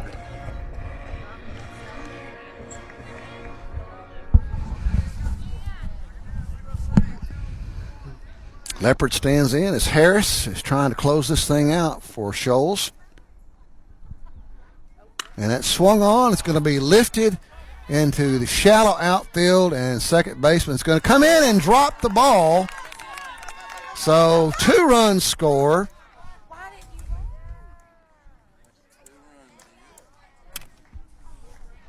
And that leaves Johnson over at third. That'll be scored an error, surely. That was not sure he got a glove on it, but regardless, I don't think you could score that a hit. Wasn't a super easy play. He had to go back on it. It was just into the grass. And we're getting a coaching conference now. And we might be getting a pitching change. Let's see. I think we are. Well, got a late game pitching change, and we'll take a break here. 17-12 is our score. Shoals with the lead. Back in a moment with more Athens Bible School baseball and play action sports. Athens Bible School holds a very unique position in the Athens Limestone County area as a school that offers better education on a better foundation. Athens Bible School consistently provides a well-rounded education for its students by teaching them how to succeed in life, spiritually, academically, physically, and socially. Founded in 1943, Athens Bible School is a K-12 private school whose mission is to provide a quality education from a biblical worldview in a Christian environment. To find out more about Athens Bible School, call 256-232-3525 or visit them online at athensbibleschool.org. TAD Incorporated, residential and commercial painting contractors in Athens. Call Terry Dutton at 256-777-8142. That's 256-777-8142. TAD Incorporated says, go Trojans. Attention high school sports fans, are you an armchair official? You know, the parent or fan who constantly yells at the referees and loves to let everyone know just how bad you think they are. Well, if you think you could do better, then get in the game and prove it. It's time for you to suit up and make the calls where they actually count. Every sport in Alabama needs more officials. Sign up today at highschoolofficials.com. Oh, welcome back to Athens Bible School baseball. Zach Bass standing in, ready to hit here. A pitching change.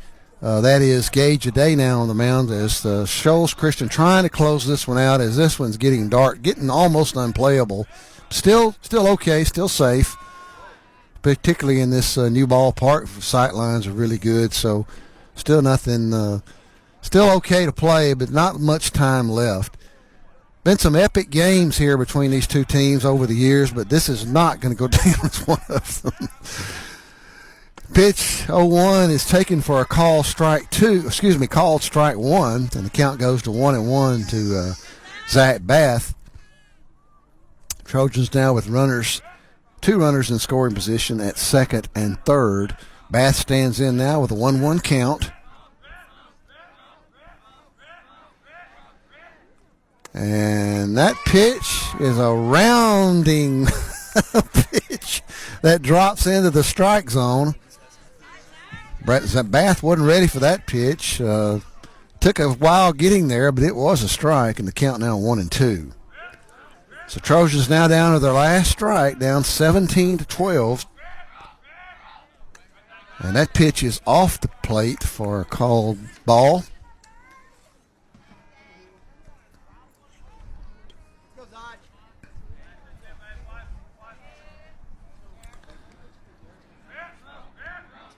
So 2-2 count now to Bath. And that pitch is going to miss high and inside.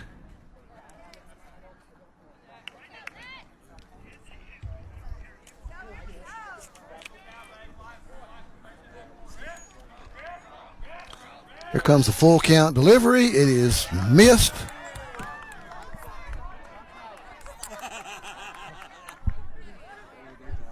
And the bases are loaded.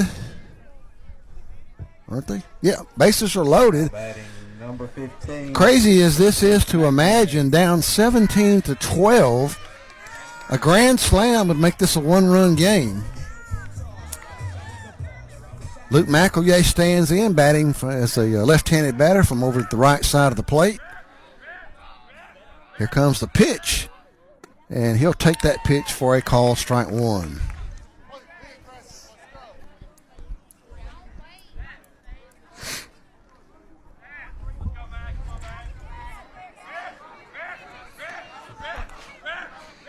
Here comes the 0-1 now to McElroy.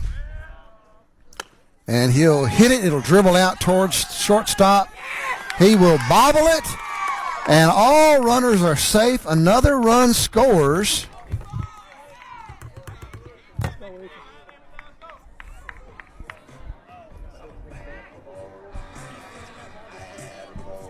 So the bases remain loaded. The score now 17-13. Trojans are one pitch away from tying this game. I'm not predicting that'll happen, but crazy kind of game. That'll bring up number 44, Ethan Barnes. This pitch is going to miss well. Miss high and inside. Barnes has to duck that one.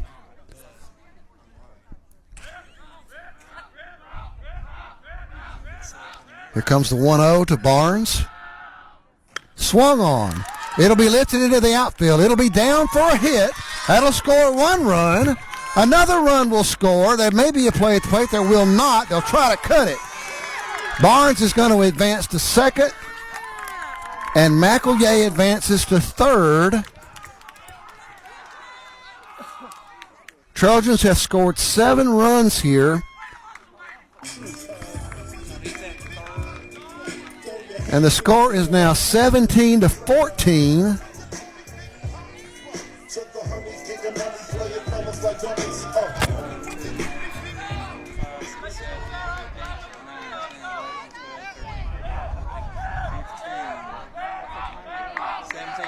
Seventeen 15. And hard to keep track with all the runners. This ball is hit. This is Bradford. Bradford stands in.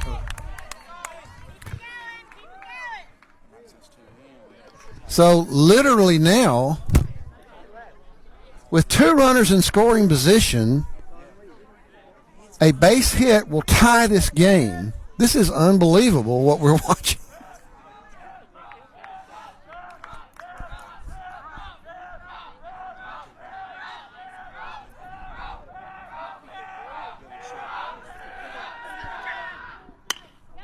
There's a hit.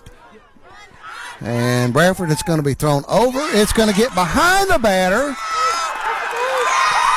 And the Trojans are going to win the game. Apparently we were a run off. We have no scoreboard here. Trojans are celebrating like crazy. And now Shoals is saying they've won the game.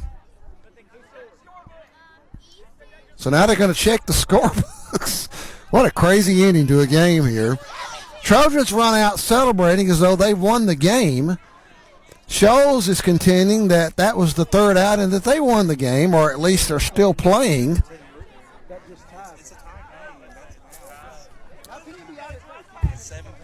I think we had 2 runs coming in. We have it at 17 all.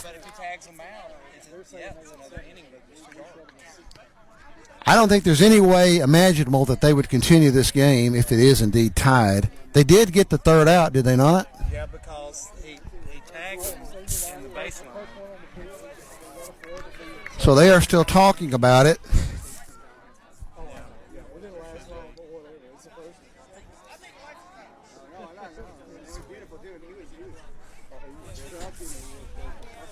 It would be poetic justice if they just decided to end the game and let both teams think they won.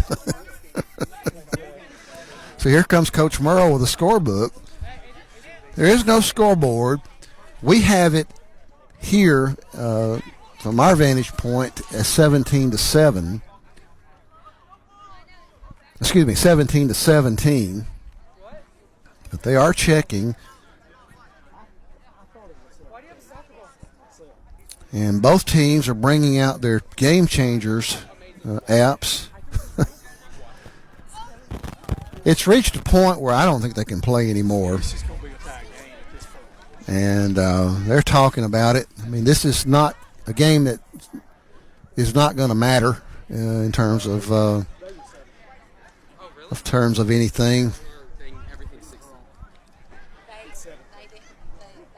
So we're still waiting to see here in the almost twilight now of the day. So we await the verdict. I want to remind you as we're waiting, tune in for Play Action Sports Update 3 times each weekday for school, youth, and amateur sports. Sporting news for Limestone County on 1080 AM WKAC. All right.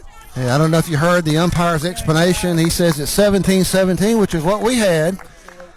And it's too dark to play anymore. And you know what? I think that's a wise decision. Let's take a break. We'll be back in just a moment to close it out. You've been listening to Athens Bible School Baseball on Play Action Sports. We are the NFHS. That stands for the National Federation of State High School Associations. But really, what we stand for, together with the AHSAA, are the 138,000 high school sports students in Alabama. And so we stand. We stand for the runners, soccer, and basketball players. We stand for their coaches, administrators, and officials. We stand for the swimmers, football players, and wrestlers. We stand for the golfers, softball, and volleyball players. We stand as the national leader and advocate for high school athletics and all who participate in them and make them possible. Because it is our purpose to ensure that high school students get to play, perform, and compete together. To learn more about who we are and what we stand for, visit nfhs.org.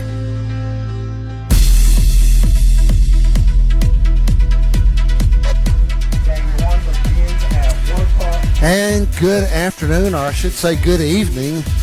We have just witnessed one of the crazier finishes to a game that I've seen probably forever. Trojans entered the final inning down 15-8. Shoals Christian scored 2 to take a 17-8 lead into the bottom of the 7th. The Trojans rallied for 9 runs, tying the game. There was some confusion from both teams, really, as to what the correct score was. They compared scorebooks and determined that the score was 17-17, which was actually what we had over here as we were tracking. But I have to say, after all that, I wasn't sure myself. So a crazy ending to a game. As I said earlier, there have been some epic contests between these two schools over the years. This will not be one of them.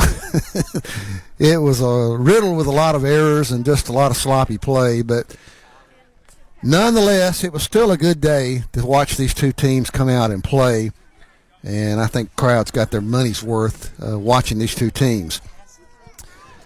Well, that will do it for us here on Play Action Sports. Great game as far as competitiveness and just enjoyment to watch a game. It's gotten dark on us now, so we're going to hurry up and sign off and remind you that It's been a good year. I don't know, Tim, I don't think you've got any more games scheduled, do you?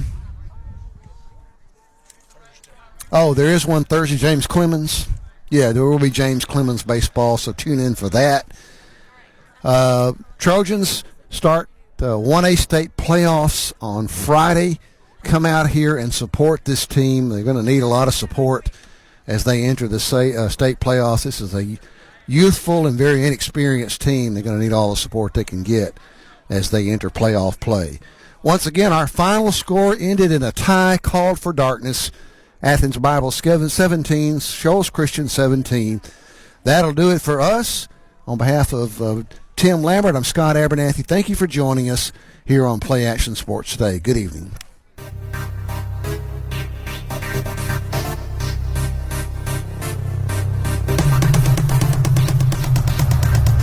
You've been listening to High School Baseball on the Play Action Sports Network. If you'd like to download a copy of the game, log on to pasnetwork.net. This edition of High School Baseball is a production of Play Action Sports.